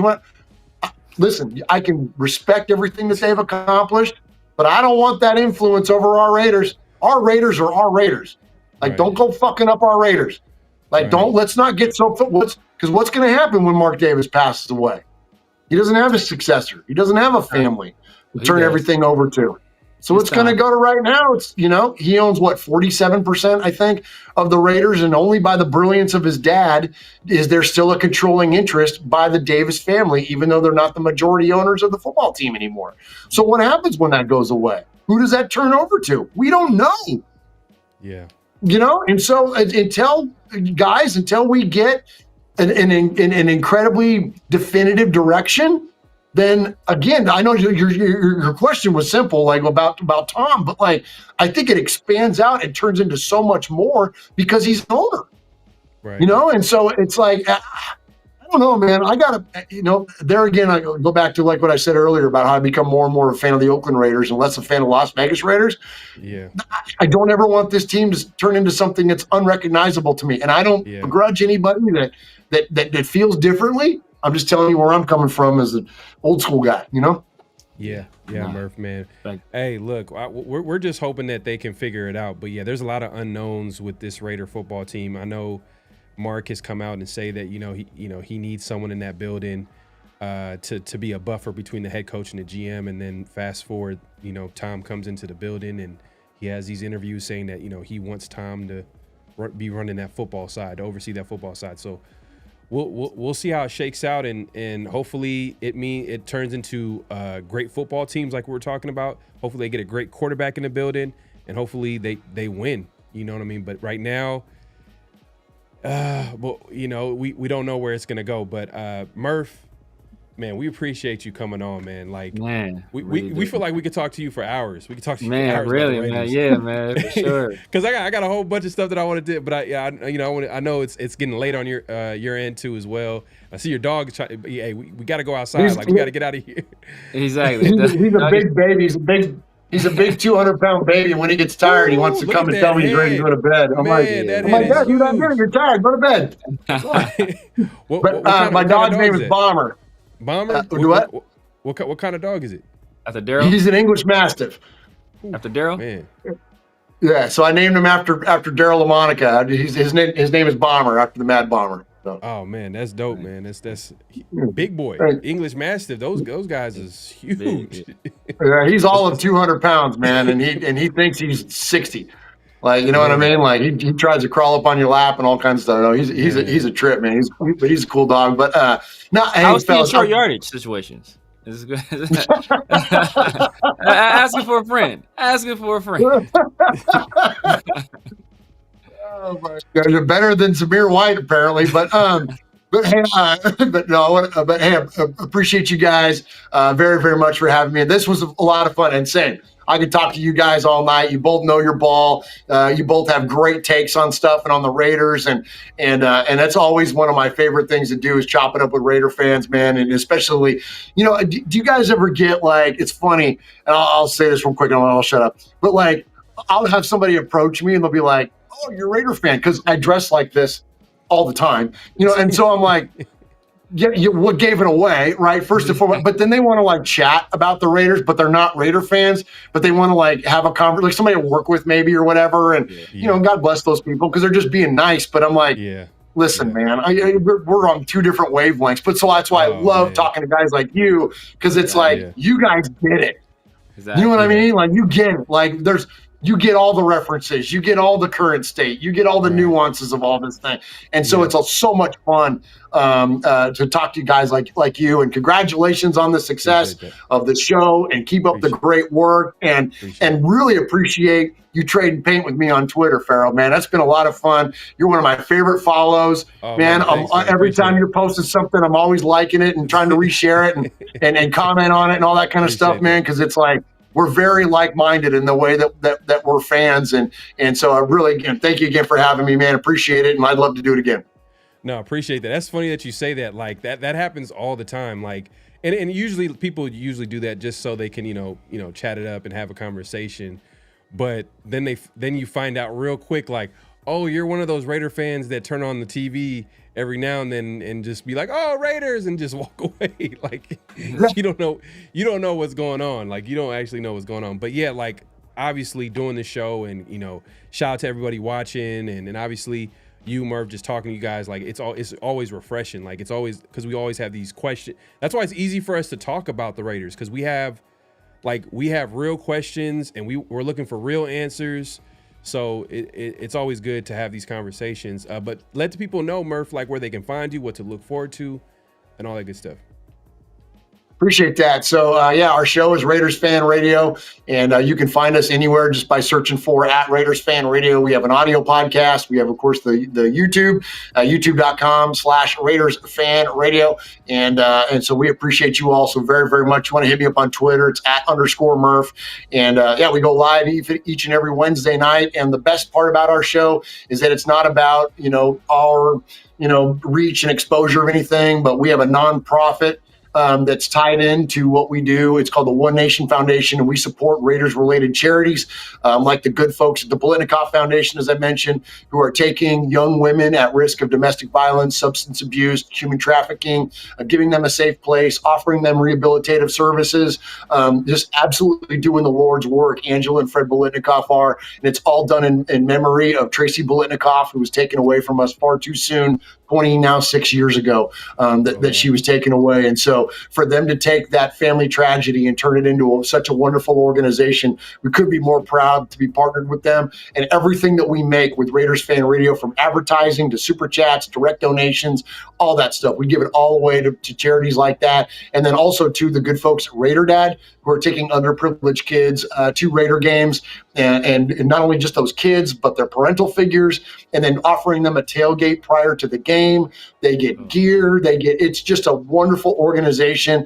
As a kid growing up in the Bay Area, we couldn't afford to go to Raider games. We couldn't. Right. We could afford. My dad could afford to take me out to the A's games, and we could sit in the bleachers for $2.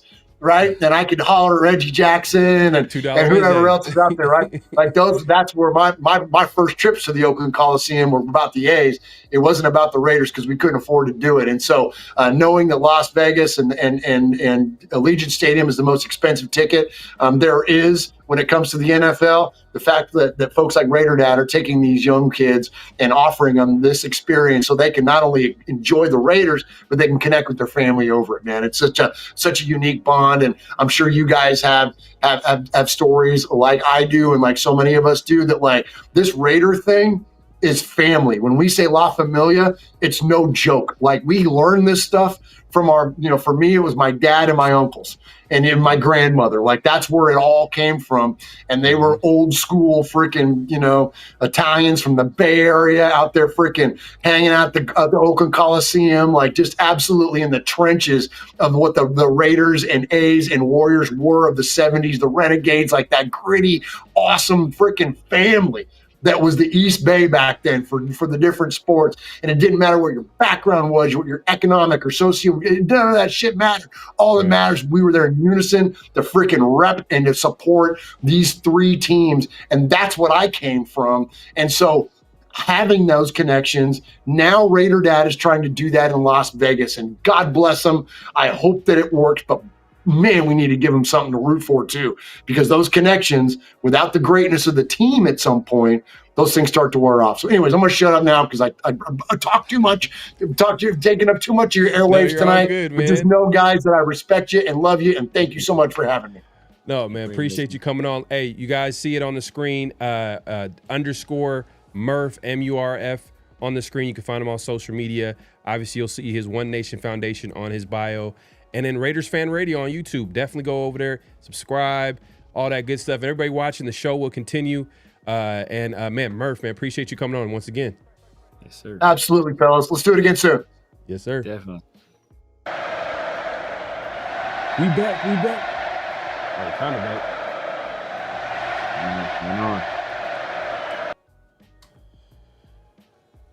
Was good, man. We kind of back. We kind of back, man. But a great interview with my guy Murph, man. Great conversation. Obviously, you can hear the passion in his voice, man. He is a Raider fan. Ain't nothing. Yeah, man, through. Ain't nothing fake about Murph, man, from Raider Fans Radio. Definitely check him out on YouTube.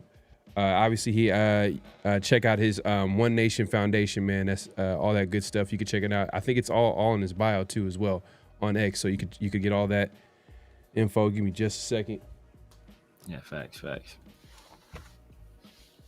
Yeah, man. Yeah, Murph is he's a Raider fan, he's an A's fan, and all I have to do is all I can say is, man, I feel sorry for you guys, bro. I enjoy people, man. What's your college team? Cal. Okay, good. You good. You had a little bit of success in it. A little bit six. Like my best, it was Aaron Rodgers, Deshaun Jackson, Marshawn Lynch, Javid Best came like a little bit right after him. Javid Best was nice, but his concussions. Do you remember that when he got a concussion in college? The concussions ended his career, but I'll never forget it. Like he literally went up for I don't know if he went up for a pass or he was jumping over the pylon to score a touchdown. When I say he bounced, his head bounced on the feet, like he was upside down. He bounced, like it was a crazy. Like, bro, like there's a reason why his career ended because of concussions, bro. Like, it's just sometimes, man, it's just because he wasn't that big. He was super fast, explosive, but he was just. He went to the Lions, right? Did he just play for the Lions? He went to the Lions, right? Kevin, exactly. He landed on his head. Like, I don't know how to describe it. You have to see it for me to like. This is like landing on his head. What are you talking about? Like he bounced on his head, like he bent like a basketball. I was like, crazy. Oh, like it was one of those like someone call 911. Like you gotta get someone get help. Like, that's crazy. It did not look. It was not, man. It was crazy. But Javid Best. There was another running back. He had some success as well. I think did CJ Anderson go to Cal? I think my CJ Anderson might have went to Cal. CJ Anderson, running back for Broncos. Yeah, I know you're talking about the other running back from Cal. I know you're talking about. Is it Forsett? Justin is it Forsett? Namdi went to Cal. You know what I mean? Namdi played safety in He played safety at Cal. We still got him in the first round. Yeah. Was it Forsett? Justin Forsett? Justin Forsett. Yeah. I think he backed up Marshawn. He might have backed up Marshawn at that time. Yeah, Justin Forsett. Man, there were some cool teams. But it was just that Aaron Rodgers. I was so surprised that Aaron Rodgers dropped. I was like, bro, Aaron Rodgers. Like, I thought he was gonna go early in that draft, but you know, it is what it is, man. Kyle Bowler really scared every NFL evaluator. Like we're not taking a QB. Was that Jeff Tefford? Was that Jeff Tefford the whole time? Yep. Yeah. Jeff Tefford was the head coach. Yep. So he's like, we can't trust this guy again. Because so the scouts, they talk to the coaches or the GMs. They probably call the coaches and he probably co-signed Kyle Bowler. Like, oh yeah, Kyle Bowler, he's good. That boy good. That boy good. That boy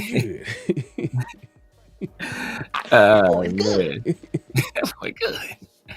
It was crazy that Kyle Bowler was supposed to go to UCLA, but what happened was, I don't know if you guys remember this guy. I think he went to Tulane. I want to say he got drafted by the Bills, but a dude named J.P. Lossman. J.P. Lossman was like a stud at Venice High, and like he gave UCLA a verbal commit. And once he gave UCLA a verbal commit, UCLA told Kyle Bowler, like, look, man, we're bringing in J.P. Lossman. Like, it's going to be a competition. You could very well end up losing it. Like, if you want to back out of your commitment, hey, you can. So Kyle Bowler backed out of his commitment, and he ended up going to Cal. And then J.P. Lossman backed out of his commitment, and he went to like Tulane or something like that. So it's like they got screwed. They ended up with neither one of those guys. I don't even remember who played quarterback for us. You know who used to hoop with at Cal? If anybody in the Bay Area remember Cal, like Berkeley gym, was pretty much it's the school's gym, and it's like all the players. Some good rounds, yeah. It's cool run or whatever. But some of the players sometimes go there. And for a few years, I didn't even know that was Keenan Allen. Like Keenan Allen used to come and hoop all the time. Right. And I didn't even know it was him until I don't know if he was like a redshirt freshman or something, because he kind of came on the scene kind of out of nowhere. Yeah. It was after the Marshans and all them, like he kind of came after. But when I looked at it, I was like, bro, I recognize this dude. I was like, oh, man, super athletic. But man, in the NFL, man, he wasn't that fast. Like, it's crazy how like it's different. Bro, it's like, levels. It's levels. It's different, bro. It's levels. Even Marshawn too. But Marshawn, the only time that I seen him, but he was just playing around. He wasn't taking any serious or whatever. But And why would he? I mean, it's like, come on, he's professional. Yeah, exactly. He's Exactly. open. You're not gonna hurt himself or whatever. But it's crazy. Like you see, like, you know, top tier athletes like that, and like, you know, it's just that to compare their athletic, because like you'd be like, man, this dude is crazy fast, and then but you think like, but in the NFL, he's like he's like on lower tier. It's like what? Like this dude's that's like way fast. This dude's that's so fast to make you look regular. And you like, yeah, like bro, like Keenan Allen. I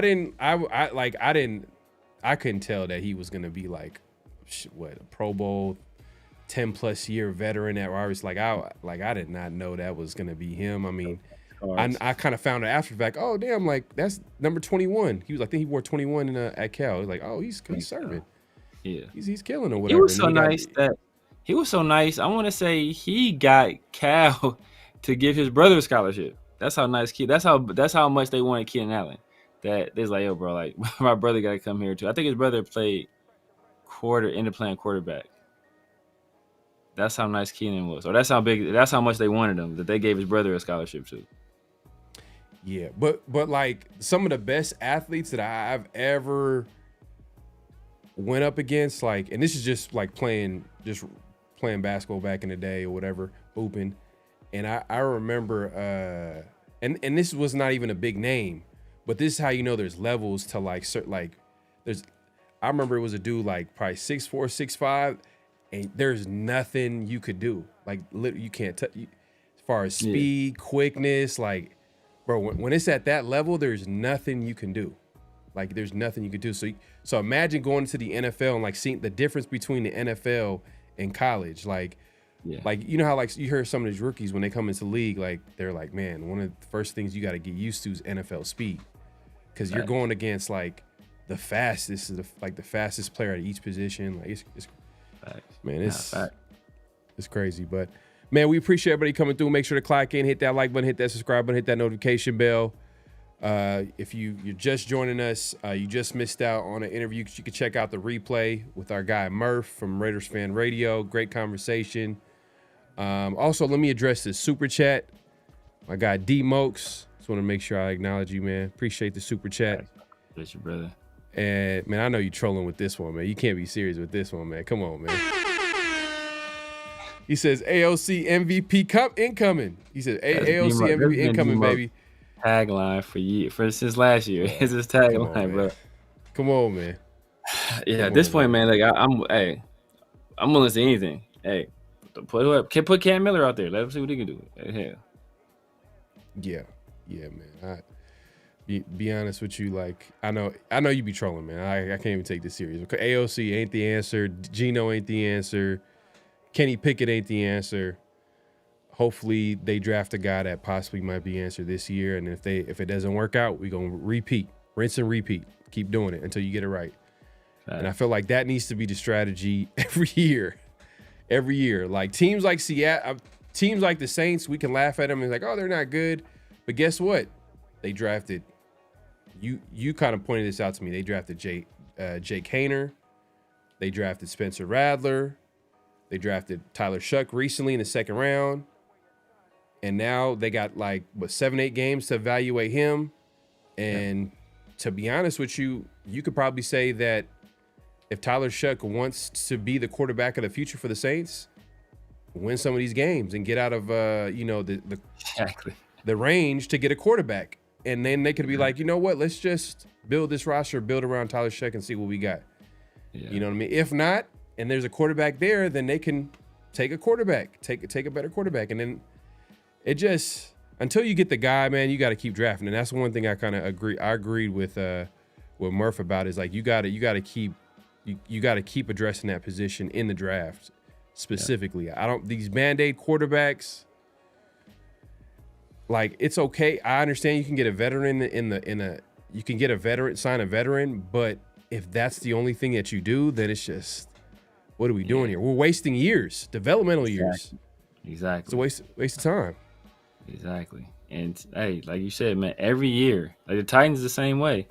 It was Malik, and then it was Will Levis, and now it's Cam Ward. So like you got to keep taking your shots. Keep taking your shots. You don't got to be in the first round. Got to be in the second round. Got to be a third or fourth. Like, hey, every year, hey, if it's a fifth round pick, hey, this guy has some upside. Spencer Rattler was a guy in the fifth round. Hey, this guy has some upside.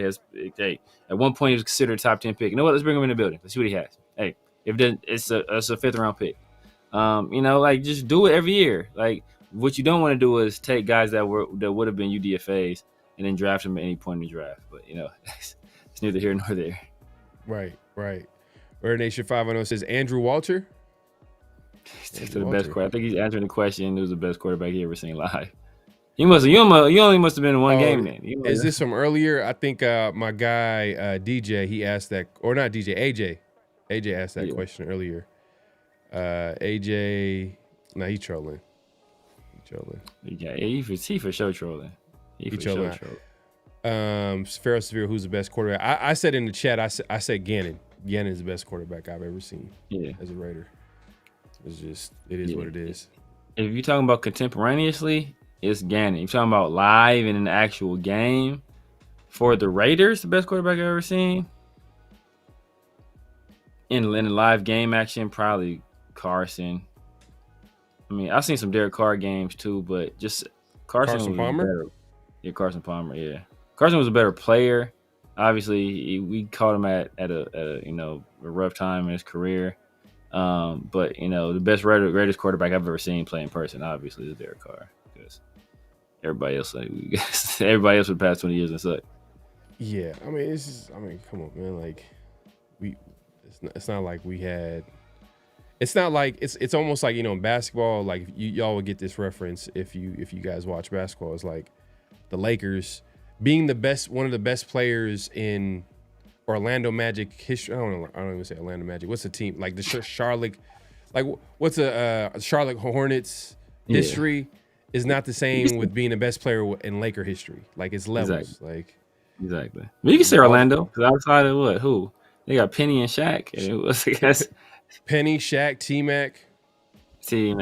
Yeah. T-Mac. But he ain't never won a playoff series though, so it's like, yeah. But like the talent.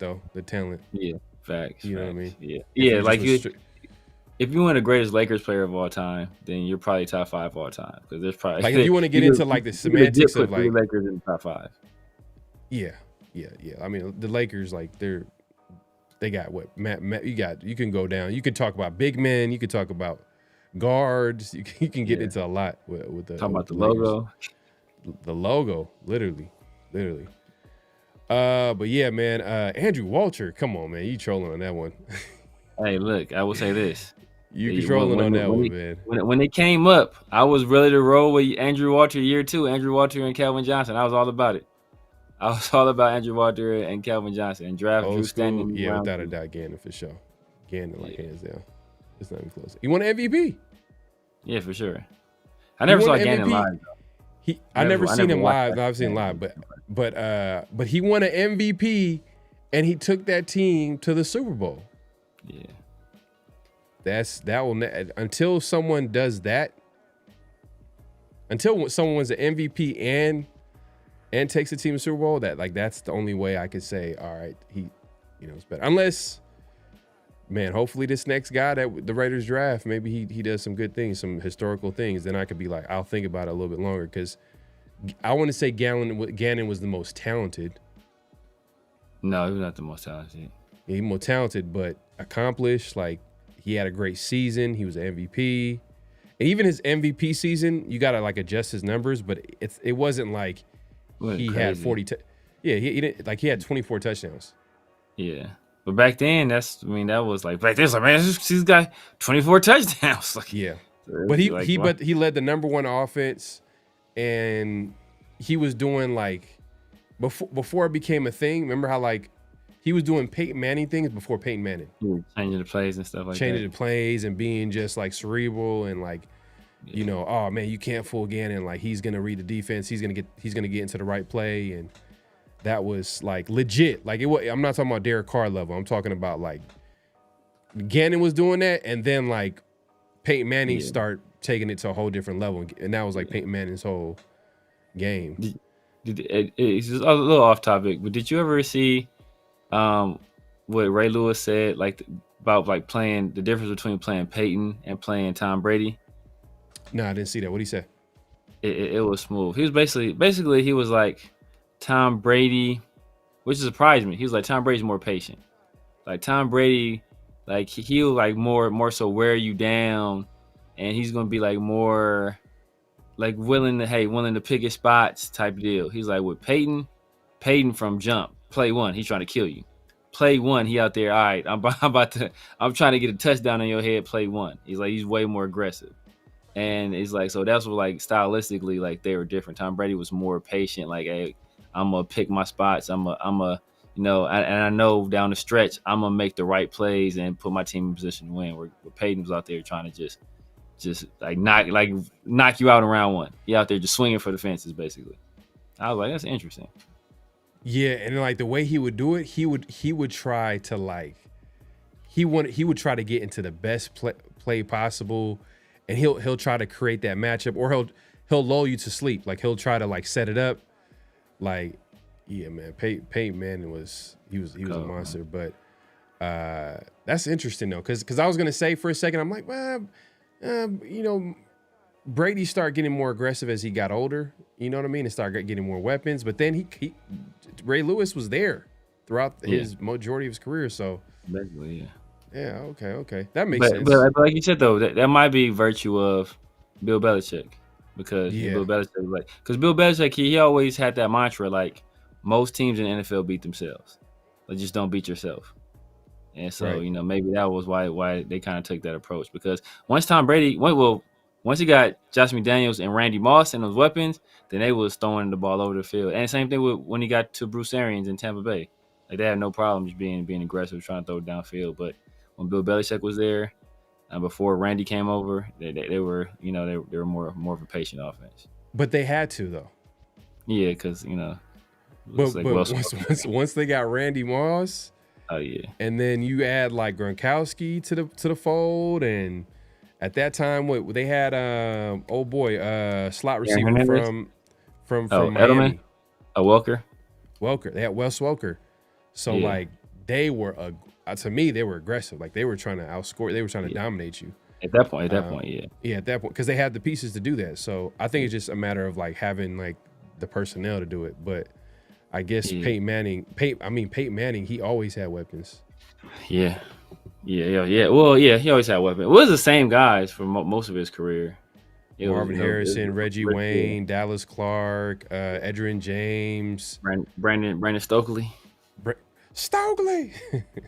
Exactly. Oh man.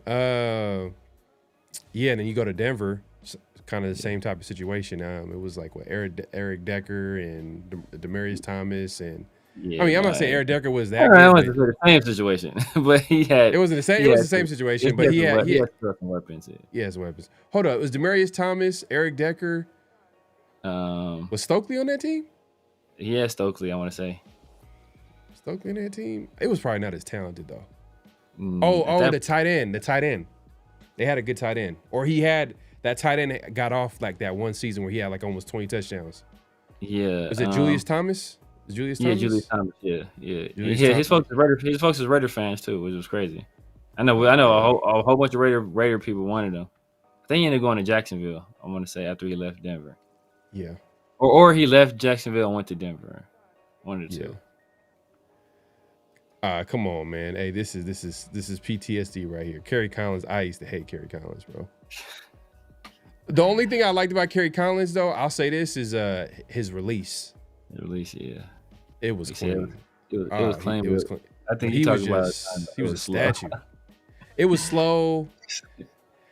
It was slow. He was just a slow quarterback in every way possible. Like it was even sometimes it's not even about just being like slow, like mobility wise. Sometimes like even like the way everything he did, even though his release was clean. Yeah. Pharaoh, who had a good tight end?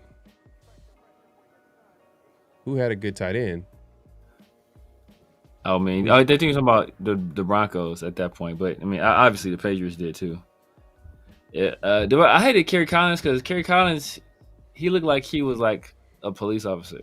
So every time I see him, he just got the police officer look to him, like just like square ass jaw. Kerry Collins, like square ass jaw, like this basic ass like Supercuts haircut. Like he looked like a police officer.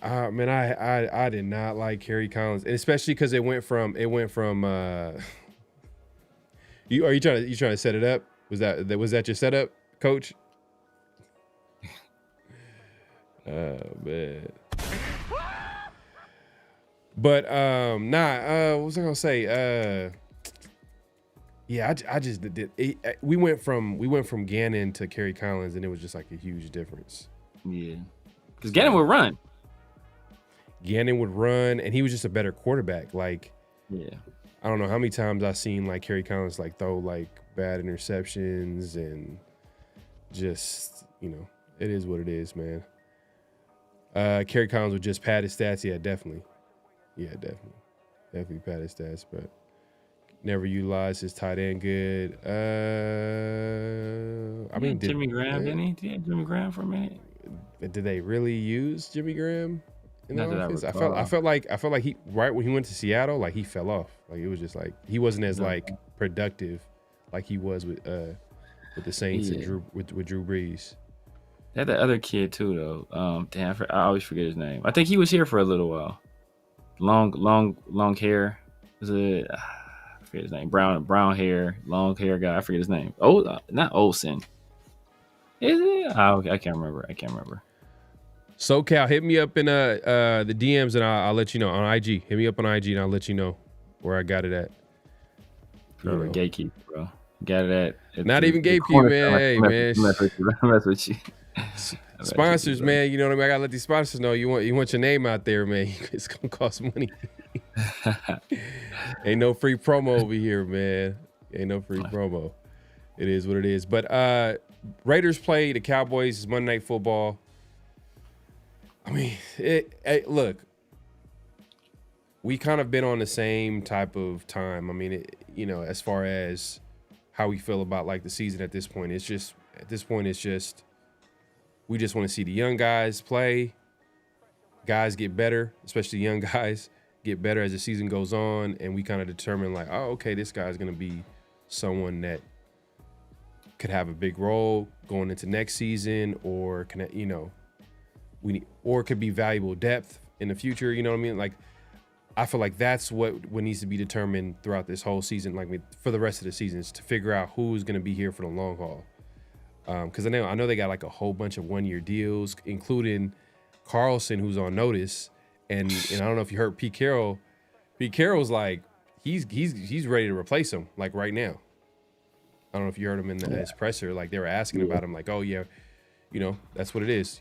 Compete, and that whole once you start saying compete, it's just all right. I get it. You're trying to. Yeah, he did. Yeah, he had Jimmy Graham. They traded. The Saints traded Jimmy Graham to the Seahawks. Luke Wilson. That's his name. Luke Wilson. Yeah, he wasn't that good though. I was like, but he was a solid tight end. He wasn't like world beater. He was solid.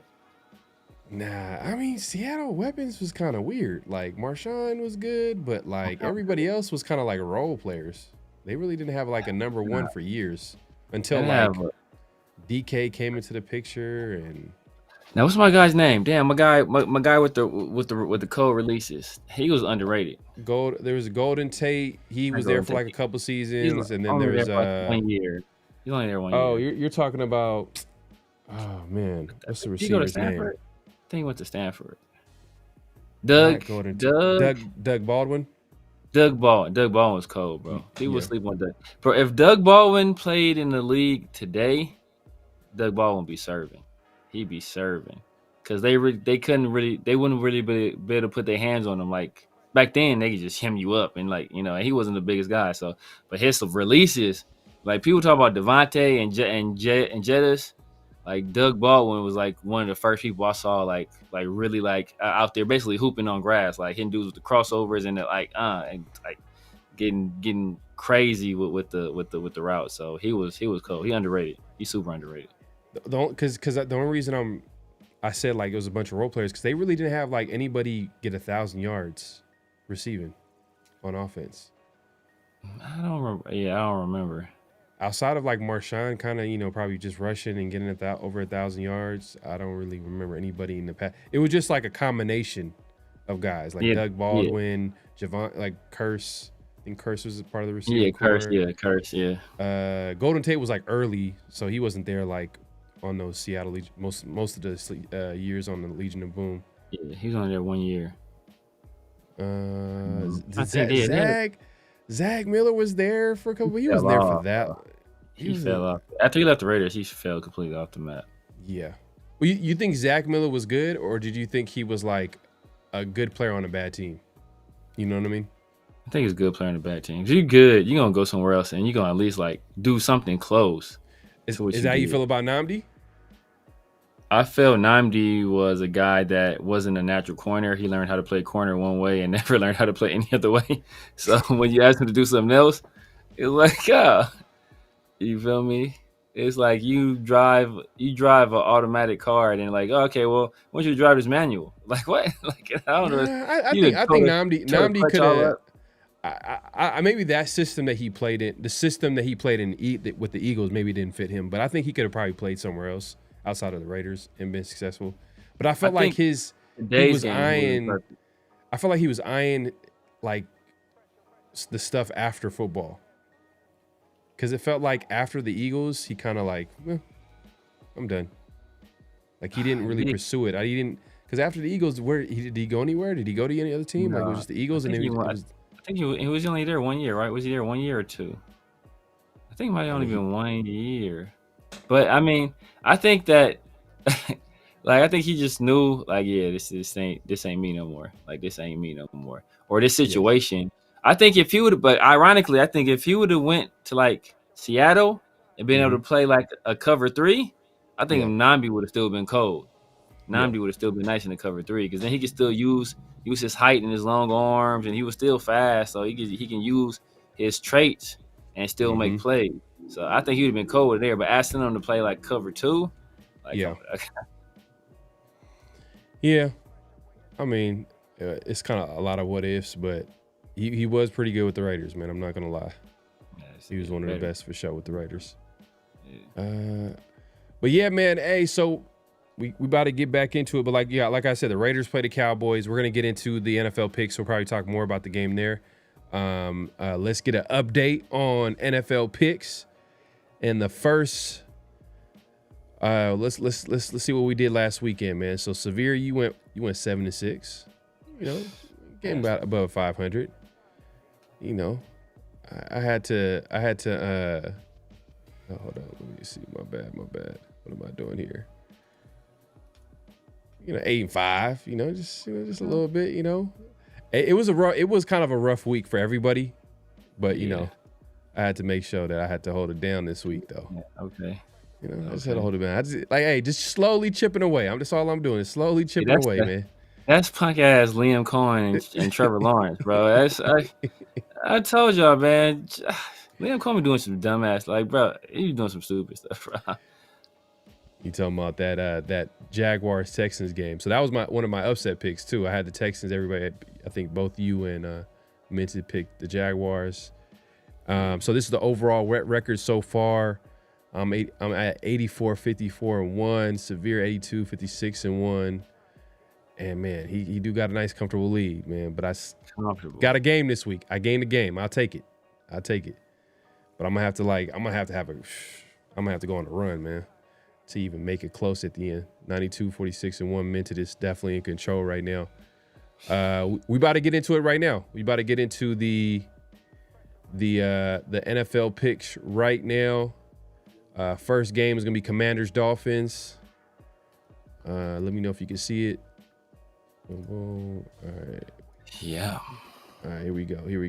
So we got Commanders Dolphins. Who you got, Severe? You know what, man? I'm gonna go with the Dolphins. Go with the Dolphins, man. After what they did last week. I think what they did last week. I don't know why I looked at Commanders or something else. They did last week, man. Mike McDaniel was feeling himself. He drove past drove past the Buffalo Bills bar. It was full of Buffalo Bill fans. It was like chirping.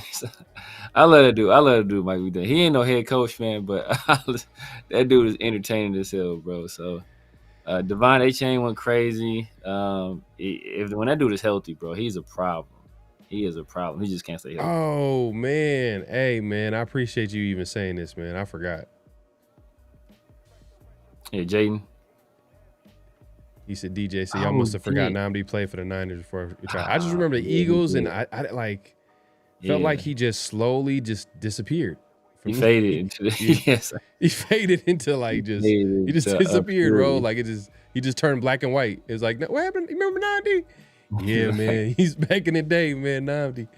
Gone. He gone.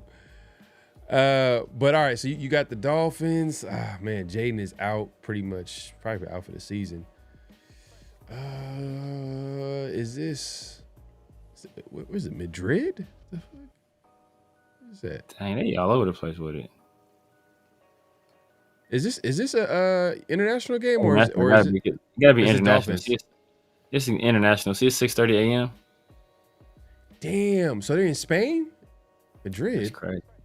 NFL been everywhere this year, bro. They went to Brazil, Madrid, went to Berlin. Damn, I thought it was like their last game was like a week or a couple weeks ago or whatever. I thought they were done with the international. Damn, they're really pushing this. Yeah. Oh, okay, so now it's like, all right, this is gonna be an international game, so anything can happen. Let me go Commanders. My guy Mariota, man. He gonna make one guy miss and be gone. Take it to the house, man. That's what he gonna do. This ain't the Raiders, man. Ain't the Raiders. Nah, the Dolphins ain't got nobody on defense either, bro. Outside of they traded away like a couple of guys. Dolphins are gonna run over that old defense. Oh yeah, Devon A-Chain is he's a monster. He's a beast, bro. He's a beast. Where was you drafted in? I think number 6 overall. And fantasy, he's not even there. He too hurt. He ain't getting drafted 6 overall in fantasy.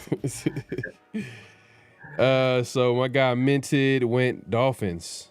All right, man. I did this to myself last week. It worked for you though. But it's crazy that game that I picked. I think it was the game that got me. That was one of my upset picks. I think was it the Colts or the Falcons? Yeah, but it was an overtime game. The Colts and Falcons game. I picked the Falcons, and it was an overtime game, and they still they still lost though. But the Colts had it too. I forgot they. Oh no, it's Daniel Jones. I was about to be hot, bro. So I was like, Daniel Jones then turned back into Daniel Jones, bro. It was pissing me off, bro, because they had the game won, and then Jonathan Taylor showed he's on an entirely different level. Dolphins, okay. Everybody's picking the Dolphins. I guess I'm gonna pick the upset pick this week. I'm gonna have to find a way to gain some ground. So it is what it is. We got the next game here. We got Panthers Falcons. Who you got, Sabir? Falcons. Yeah, I think they should have won this. I should have, but they were close to winning this last game. So I think they'll come out. I think they'll have a really really good showing. Obviously, Bijan doing his thing. Drake London's been killing. Mooney, obviously, he's a weapon as well. Penix down the stretch, it looked like he was kind of getting the sea legs. You could tell he doesn't have a lot of starting experience, so he's still kind of in that in between phase. But you see things moving in the right direction. So I'm gonna go Falcons. Yeah, it's kind of weird what's going on with the Falcons, like the players and how they feel about the coaching staff. And you heard those, you heard the comments by Penix, and yeah, and it's just, and they did fire their wide receivers coach like a couple weeks ago. Yeah. I don't know. I think that that OC, he's under fire. I don't know. He might be the scapegoat this year. He might get fired. Zach Robinson, who's under. Remember, he was the guy. He was like a hot OC candidate from the Rams. Yeah. Didn't he turn out an interview with us? Didn't he turn out an interview? Hey, we don't want him. Forget that. Hell no. Like you showed your true colors. Yeah. You ain't the one. You ain't one of the ones. So I'm gonna go Falcons because last time they played them, they literally didn't score any points. Panthers was it 33-0 or something like that? It was. So I'm gonna go Panthers. It's crazy that I'm going with Falcons. I think they get back. Was big. It's Falcons. Hold on, let me. But I think the Panthers, they lost this week too, or last week too. Yeah, they lost to the Saints. It was disgusting. Yeah.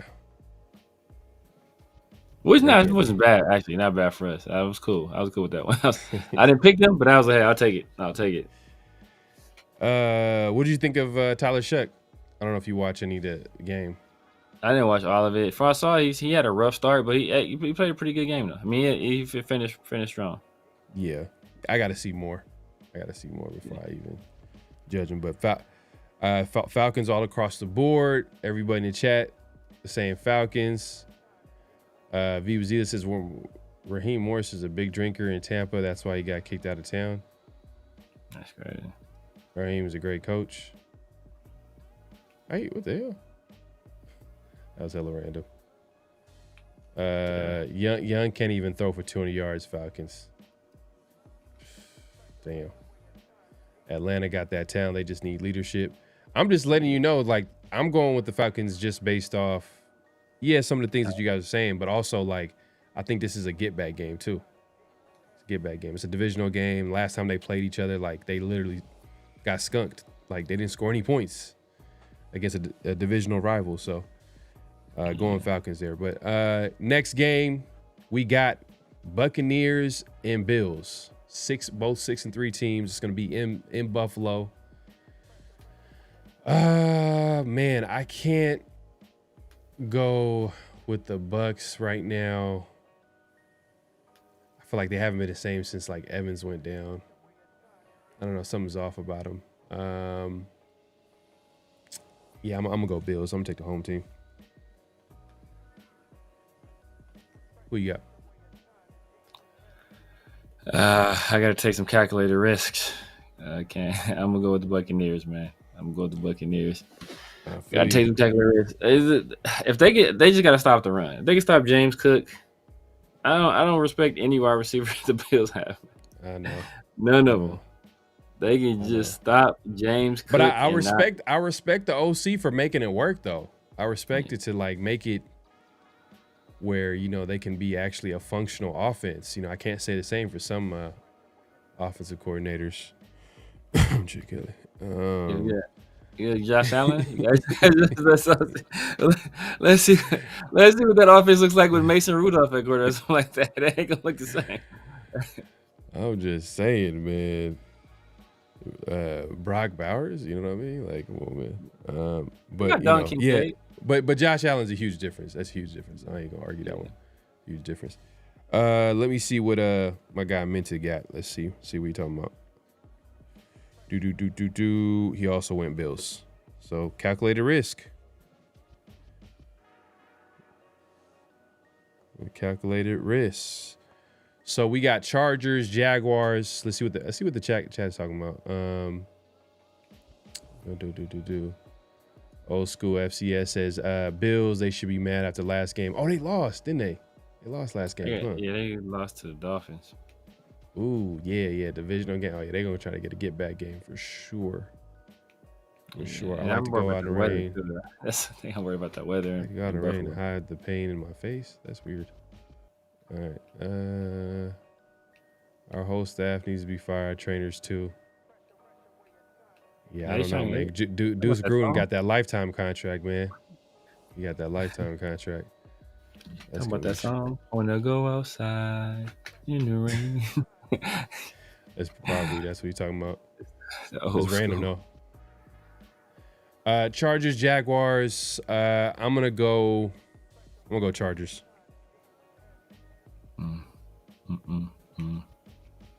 Who you got, Severe?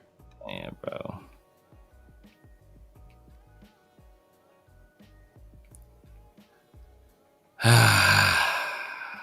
I'm I'm with Jaguars, man. Damn, we Jaguars.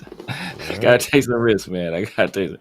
If I take the risk, man, it's gonna get bad either way. So either I'm just gonna... I hope this is my upset pick. I hope. I doubt it. Let's see if he's aggressive like that. Oh no, hey, he's not. There's another upset. Mint also picked the Chargers, so you got an upset this week. Yeah, man. Hey. SoCal says, yeah, he definitely got the keys to Allegiant. Like, he's not going nowhere. Yeah. It's a lifetime contract. Yes, Jags. Oh, SoCal with me? All right, so I see you with me, dog. Okay. Hey, I see you with me. Hey, man. Hey, SoCal, you better, I want to see your record. I need to see your record, man.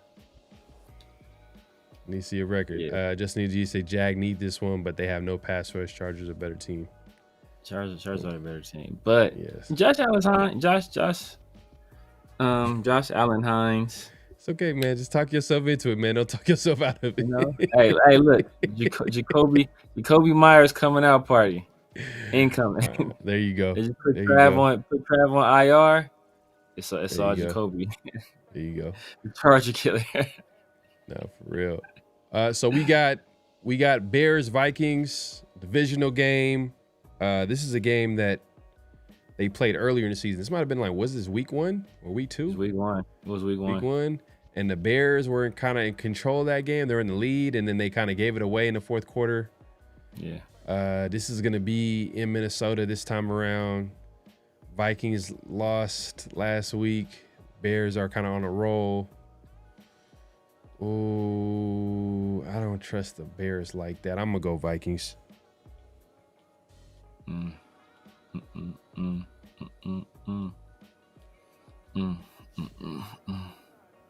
What you got, Samir? I don't trust the Bears like that either. But JJ McCarthy is ass, bro. I just don't think he's JJ McCarthy is he's some ass, bro. He is. Hey, you know what? Hey. I'm letting it fly. I'm letting it fly from 3, baby. Chicago Bears. Chicago Bears. Okay. I'm letting it fly from 3, man. Chicago Bears. All right. See chat. What chat's talking about?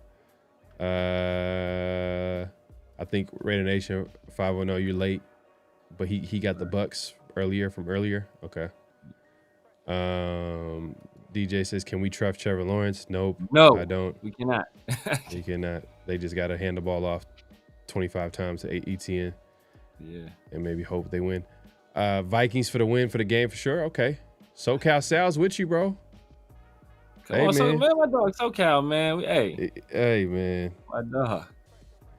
SoCal don't care too. He don't care about nothing. He don't care about nothing. Yeah, man. Look.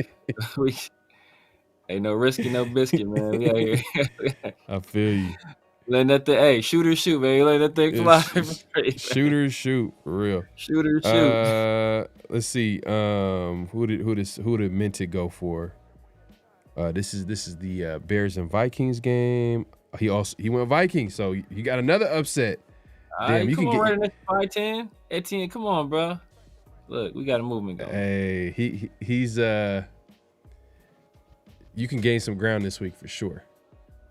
Or it could just you just can go on that Cancun. You go out on it. That's his trip. Hey, look, I'm gonna go out on my own terms, bro. I'm gonna go out on my own terms. I'm gonna go down swinging. I ain't gonna go quietly into the night. Hey, my dog. All right, here's Fallon says Jaguars ETN. Okay. All right, man. He got the Jaguars from earlier. Nutritions too. Get all of them gone. Finding out Deuce Gruden of all people is still on the coaching staff. He said Ricky Beavers want to fight her nutrition. Hey, you know what? You know what though? You know what I say? Deuce Gruden better than any of the 49ers trainers. Man, because that team gets hurt every year. Like everybody gets hurt on that team. But we can't talk though, bro. We really half our start offensive line. It's not necessarily a lot of them been freak accidents, but bro, we done had our fair share too. It's freak plays. We done had our fair share too, bro. Half our But start not as bad. Not we don't even have a lot of depth, but you get what I'm trying to say? Like it's not as like the teams that like I'm talking about have a lot of depth and they're going through like all their starters. Yeah. I'm talking about like Ayuk is not out there. Jennings missed some games. Purdy, he might come. Purdy, does he come back this week, or he's coming? Is he coming back soon? I heard he's coming back. Yeah. When McCarthy transforms to 9, watch out. Vikings at home. There you go. All right, man. So we moving on. I think we already said meant to pick the Vikings. So Severe got the upset on this one. Packers Giants. Man, I'm gonna be honest with you, man. I think Packers is gonna take this one, bro. Yeah. I'm gonna be real with you. They lost the ugly game. The coach is on a hot seat. There's no way he could lose this game. But this is Mike Kafka's first game as an interim head coach. They might be, if all these rumors about Brian Daboll being the problem out there with the Giants are true, then they're gonna come out here and play super hard for the interim head coach, Mike Kafka, and we'll see. I mean, he was the offensive coordinator, play caller for the team, which he got stripped of those duties back in 2024, and then they gave it back to him this year. I don't know. It's kind of a weird situation, but. Like, doing Kafka dirty. Kafka used to be a quarterback too. I think he used to play for the Eagles. Yeah, Kafka. I think he's a quarterback too. Yeah. I got Packers though. Yeah, I got the Packers too. Famous Jameis is starting or likely to start this game because I think Jackson is actually in concussion protocol. So, sorry, Jameis, my dog, but you ain't about to be eating no W's today, brother. Yeah, man. Jameis is like the definition of a locker room guy. Like he's just perfect. Oh, perfect, bro. Perfect. It's perfect. Let's see. Yeah. Min he not taking any risks this week. He not taking no risk. Interesting. Playing it safe. So you got Packers. When you in the league, you can do that. Yeah. He's feeling the pressure now. After last weekend. Bengals, Steelers, divisional rival. Steelers lost like a terrible loss on Thursday Night Football that they probably should have won against a team that's playing with like a Joe Flacco that literally just got there like 2 weeks prior to that game. I'm going Steelers. I'm not playing around. God, man, I want to see some better games. Come on, this is too. Who you got, Severe? I'm gonna go Steelers too. I mean, the Steelers were kind of embarrassed last time losing to Flacco like that. I know Tomlin was hot because he had just got done talking about how much he hated the Browns for making that trade to a divisional foe. So, I think they get things together. Steelers win pretty comfortably. Not a blowout, but they win like 10 points. See, you talking about spread though. Talking about spread, that's a whole different story. We just talking about straight up who's going to win or lose this game. Yeah, but I think I was looking at something like how bad the Bengals defense is. I think it was like looking at Justin Fields box scores, and it was like 48 yards, 52 yards, 244 yards against the Bengals. Then the next game, another 54 yards. Like the Bengals defense is horrible. Yeah. Yeah, man. Hey, that's another team we got to keep an eye on too, because if they keep losing games, we don't want them to jump over the Raiders as far as draft positioning. With the Bengals? Yeah, they're 3-6. Raiders are 2-7, and depending on how the rest of the season goes. So I think let me make sure. I think Minted, he probably went with Steelers. He not picking no upsets. Oh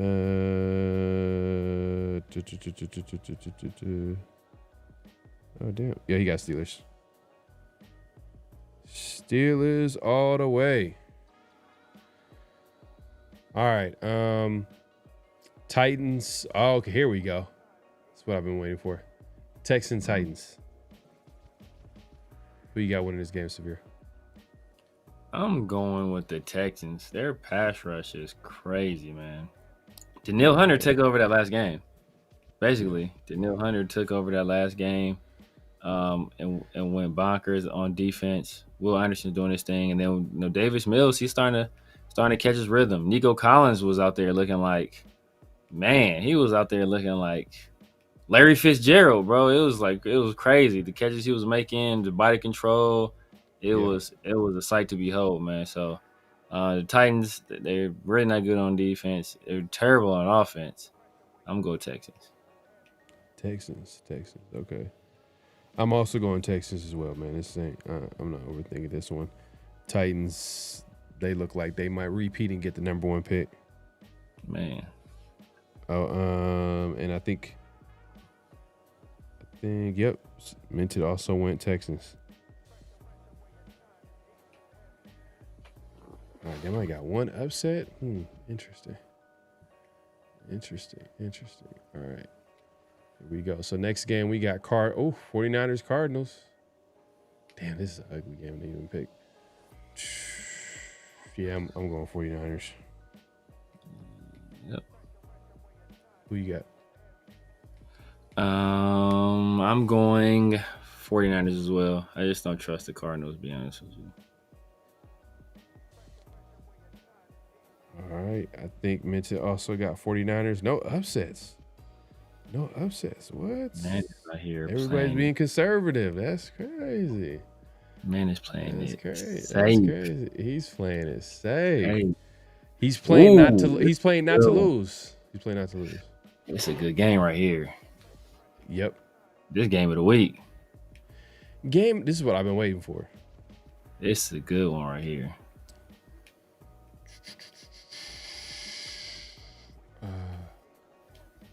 Inglewood.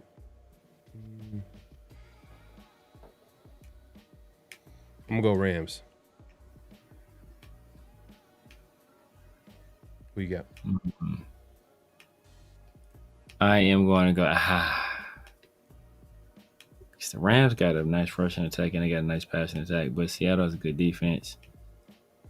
This is like two teams that were, I think Greg Olsen was literally talking about and using them as an example of like how they try to take advantage of like teams with their personnel. Yeah. That's crazy. But I guess maybe it might have been on purpose. I'm going to go Seahawks. I respect it. This is a good game to pick any like an upset. I got it because I figure Mint gonna probably pick Rams. They're at home. He's gonna play it safe. So I gotta get some upsets in here. But it's like I'm going down swinging, man. I'd rather lose out the rest of the year than just try to keep it close and lose anyway. Right. All right. Next game we got Ravens Browns. Who you got? I'm going Ravens. I know they were saying they had Lamar listed on the injury report, but I'm hearing that he's still going to play. So Ravens. All right. I'm going Ravens too. I feel like they're trying to gear up and like get their act together right now. They're at 4-5. You know what I mean? No one expected them to actually like miss the playoffs. Like, but the way they started was like, I think did they start like 1-4, or was it 0-4? It was something crazy like that. You know, with Lamar out. So, yeah, it's an easy one. I'm going Ravens. And Minted is not playing around. Yeah, you got Ravens. You Beavers in here. You ain't spitting the Ricky Beavers.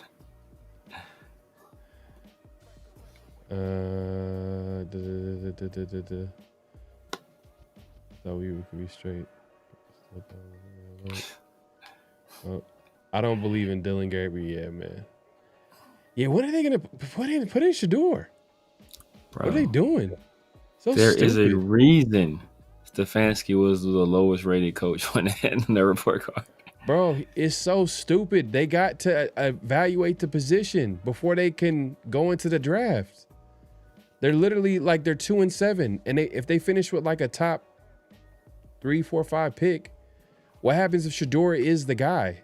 So they can address a different position. They don't have to. All right, I'm not a Browns fan, but that must be ugly. That can get him. Hey, that can get him fired. That can get him fired. Honestly, I know that's one of the guys you're looking at. Like, hey man, Stefanski is an OC. Maybe as an OC. As an OC, where you don't give him no like. But the problem is, I'll say this on Stefanski's, just to play devil's advocate. Bro, I don't like when teams force players on let everybody be on the same page.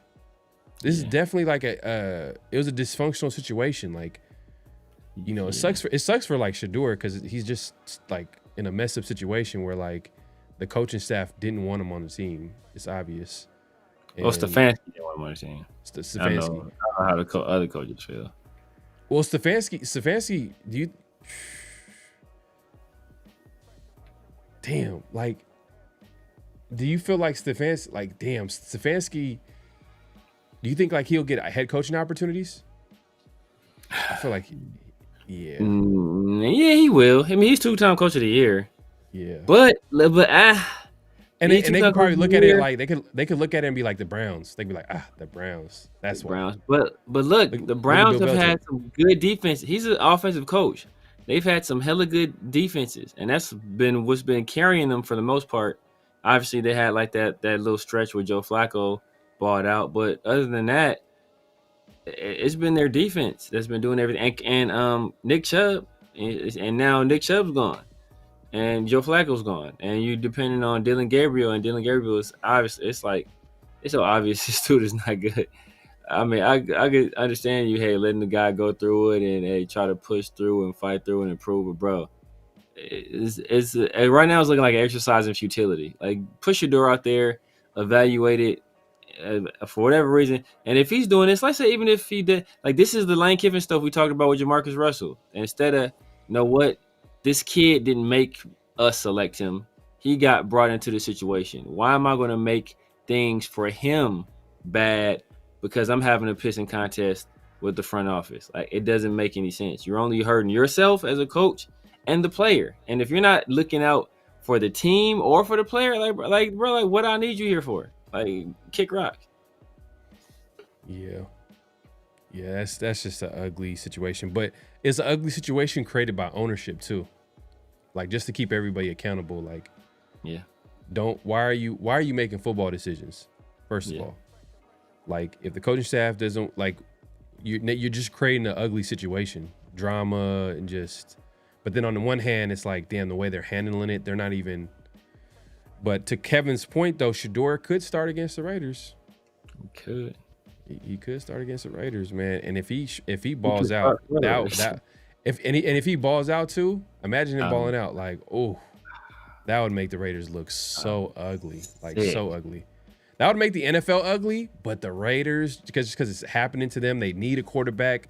They you know, that's a whole different conversation. Hope, like, man. But anyways, we got Chiefs Broncos divisional game, AFC West showdown in Denver. Who you got, Severe? Broncos some ass, bro. Don't let the 8-2 record fool you. Them niggas is cheeks. Them niggas is ass cheeks. Bo Nix is ass cheeks. All you Bo Nix fans is talking all that trash. Like Bo Nix is cheeks, bro. He's cheeks. I just know what to tell you, man. But hey, they're winning. So shout out to Vance Joseph and Sean Payton and you know the rest of the team. But I'm going Chiefs, man. Bo Nix cheeks. Yeah, I feel you, man. I already wrote down who I'm picking. Chiefs. Easy. They you just need to just move the ball and score like points. Well, I mean, easier. That's basically the whole point. But Yeah, Like, but the Raiders couldn't do that. You know what I mean? They scored 7 points and they couldn't score another point after 7. Like they couldn't do that. So yeah, I believe the Chiefs with Patrick Mahomes will be able to score more points than 7 points and win the game. yeah. So I got So, the like, Chiefs. you need to take this ball and cross it into that painted area over there. This is the goal. Yes, sir. Yes, sir. Francis, great point. Refs win here, meaning the Chiefs win. There you go. Simple as that.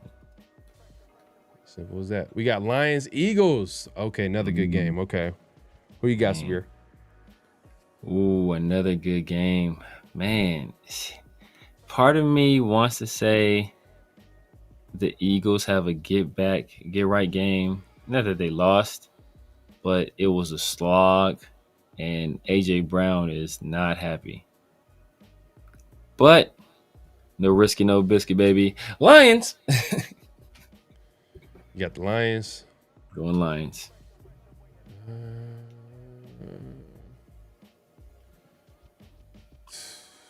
Damn, I was gonna pick the Lions too. If Saquon gets off, he can get ugly. That's my consideration. Like if Saquon starts going berserk, it can get bad real quick. They were on lockdown against the Packers. Yeah. It's just Jalen Hurts is just man, this is why people be saying like, man, Jalen Hurts this and that or whatever, because it's like he's not close. He's not close to like he's not close to Herbert.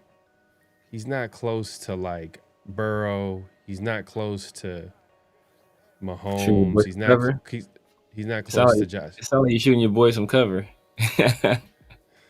What's his name from ESPN? He was flag on the play. You say you shooting him some cover, man. It's like he's not close. Yeah. I mean, because I've been watching him. I've been watching him this year, and I'm just like, damn. And I know, like, man, it's just I don't know, man. It's just his game. It's a lot of boom or bust. Like he throws a great deep ball. But everything after that, like, there's a reason why I think AJ Brown, if you give him to, like, if he was with the Lions or if he was with another situation, he would be balling. There's something going on. There's a disconnect there. Maybe AJ Brown he's contributing to that. He's not playing as well as he did in previous years, but man. All right. But I'm gonna take the home team, man. Eagles. Upset Central probably. Yeah, so I know Mint playing it safe. Mint out here is playing it safe. He might go Eagles too. Oh my God, he went Eagles. Yeah, I'm saying he playing it safe. I was gonna make a comment, but I ain't gonna make it. But he playing it super safe, bro. He playing it safer than safe. Yeah, he's playing it safe. Damn, I should have went. But then it would have been an upset pick for him though. Man, yeah, that's why it's like, So it is what it is. It is what it is. Cowboys, Raiders. You know what? They don't even pump fake. You know damn well. I'm picking the Raiders this week, man. I'm picking the Raiders this week. Monday Night Football. Everybody is assuming the worst with this team. Yeah, man. I'm just hoping for the best right here. So I'm gonna pick them. Raiders. The score will be.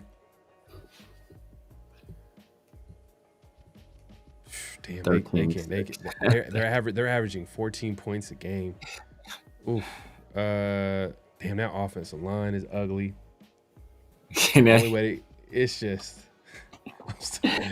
I'm trying to find a way to like. You're talking so much old pick, like, man, Geno Smith, his offensive line, man, our defense, George Pickens and CeeDee Lamb and Caillou Blue. All right. I'm gonna go 20-17 Raiders. Defense finds a way to get it done. And they got a real kicker too. I mean, hey, Adam Butler, when you make them comments this week, it's really frustrating when they're all right. Yeah. All right. Hey, man. Yeah. So I got Raiders 2017, man. Look, I will say this. I will say this. When I first saw this game like 3 weeks ago, I was like, you know what? That's gonna be an Ashton Genty game. That's gonna be an Ashton Genty game. He's gonna have a big game. I think he's gonna put on one of those performances coming off a extended rest. They don't play it from Thursday all the way to Monday. Like, man, that's a lot of time for him to get rested up, for him to put in a game plan, run the ball. But then Cowboys traded for Quentin Williams, and that changed everything. So I'm going Cowboys here, man. I'm going Cowboys. We can't stop nobody. I don't think Jerry Jones tries to embarrass us. So I'm going to say 27. Well, 31. 31. Well, you can't even score. 30, well, it might be embarrassing. 31-13 Cowboys. All right, there you go, man. So I got the upset, man. Look, just to let y'all know, man, I'm the true Raider fan here, man. Just letting y'all know, man. I'm picking the Raiders every week, even when it doesn't make any sense to pick this team. Come on, man. Just want y'all to remember this. Remember this, man. But yeah, man, that wraps up our NFL picks this week, man. We appreciate everybody coming through. What'd you say? Don't worry. I said I'll remember the pick. Don't worry. I'll remember this pick. You definitely gonna remind me for sure. For sure. Lions for sure. Yeah, I know. I was leaning Lions too, but I just, I want my guy Severe to catch up a little bit, man. It's kind of messed up that, you got to win some games, Yeah. Some people got to eat out here, man. Kenny Pickett is better than the Browns QB? Quite possibly. Dylan Gabriel, oh yeah. I mean, Dylan. God damn, Kenny Pickett is ass. No, I ain't gonna lie. Yeah. Man, Raiders court. The way to. Man, I don't even want to go down that path. It's just gonna be frustrating. Lions win for us. Okay. Everybody love the Lions pick. That's a great pick. That was a great upset pick.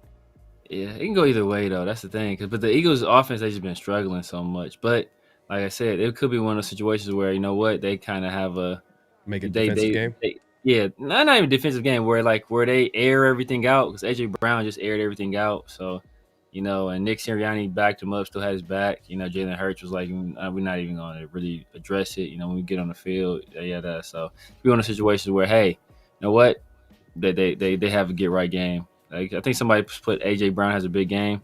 I can see that happening, because I think they're going to make a concerted effort to get him the ball. And then Lions have trash at corner, so.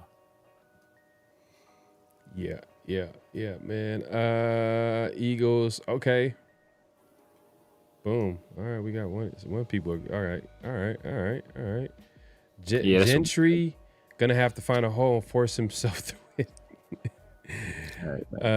Man. We just gonna have to let that one slide, man. No one that's Genty is gonna be the wrong call. Damn, man. Oh man. Severe pouring that rubbing alcohol in an open wound. Second overall pick by the Raiders. Okay. All right. I can see it. You guys should swap first pick every week. Winner keep ball is barbaric. What you talking about? I think you're talking about who picks first. But I think me and you alternate, and usually Mint not even here. But I know your team. Yeah. So whoever picks first, it should be like. You want to do that for the rest of the season? I don't care. It don't matter to me, man. I'm gonna pick who I pick. Pick who I pick, man. I ain't changing nothing over here. But I'm telling you, man, I'm letting it fly, man. Yeah. I'm letting it fly. Yeah. What's the pick totals right now? What you mean? Oh, as far as the record? Your records, yeah. Here's the current record right now. Right now, Mint got that. He got a comfortable lead right now at 92. Smooth lead, man. Yeah. But hey, Severe, you could make a comeback. You can make a comeback because you have let's see, 1, 2, 3.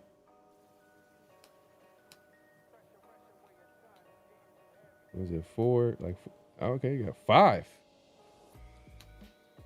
No, you got 4. You got 4 upsets. 4 upsets. So you can probably cut it down to like 5. Right now I think you got like a 9-game, 8-game lead. Got a 10 game on me. Got an 8 game on you. So. Oh, I see what you did there. You just trying to shit on us. That's what you. I should have been picking with LS, bro. See, that's why I'm not listening LS to the future. 99 is 36-1. I see what you try to do there, LS. Not listening to the future, man. I should have been listening to the future. Yeah, man. It is what it is, man. But we appreciate everybody coming through. Make sure to clock in, hit that like button, hit that subscribe button, hit that notification bell. Great show, great conversation. If you missed it, definitely watch the replay. Definitely watch the replay with Murph from Raider Fans Radio. We had a good conversation with him.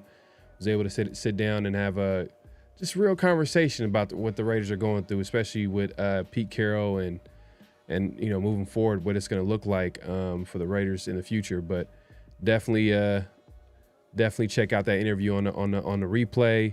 Severe throwing punches like Trey and Boys in the Hood. Something has to connect. Exactly. Hey man, at this point, look. I respect it. Yeah, that's what you got to do. I'm either gonna win or I'm tanking, baby. I need the first pick next year. Yeah, man. Hey, man. But yeah, like I said, man. At this point, we're clocking out, man. Hit that like button, hit that subscribe button, hit that notification bell. Severe, man. Let the people know where they can find you, what to look forward to, all that good stuff. You guys know what it is, man. The Severe Raider here on YouTube, on IG, Snapchat, TikTok, X, Twitch, Kick, True Social, everywhere. The Severe Raider. Holla at your boy, man. Sundays and Wednesdays in the Raider War Room.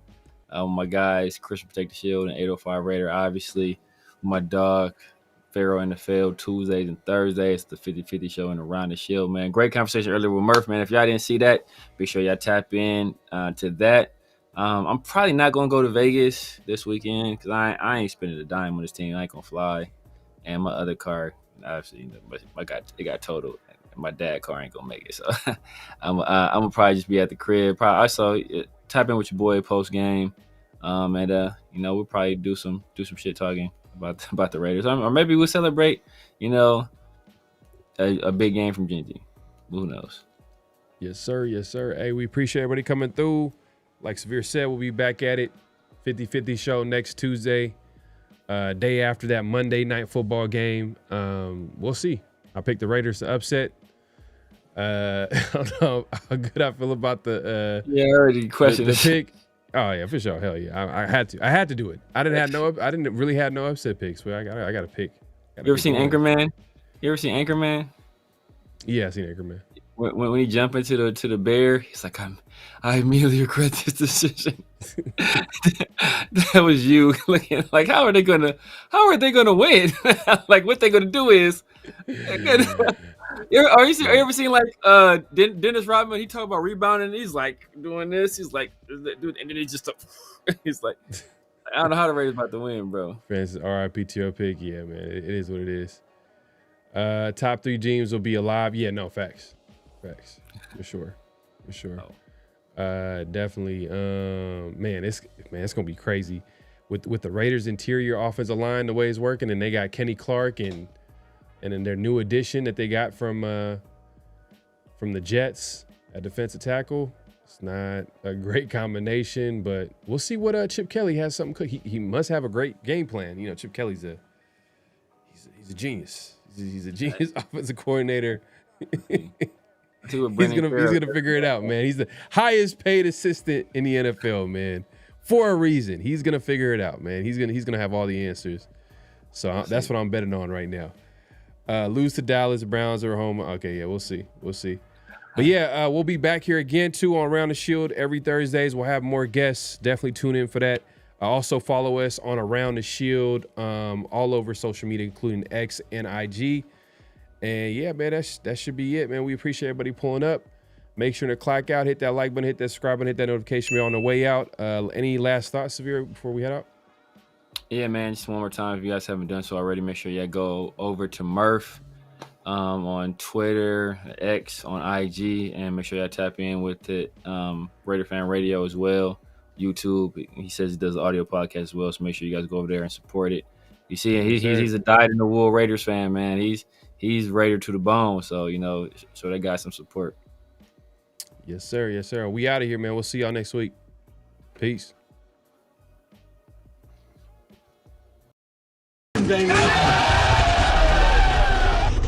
Hello? You play to win the game. You don't play to just play it.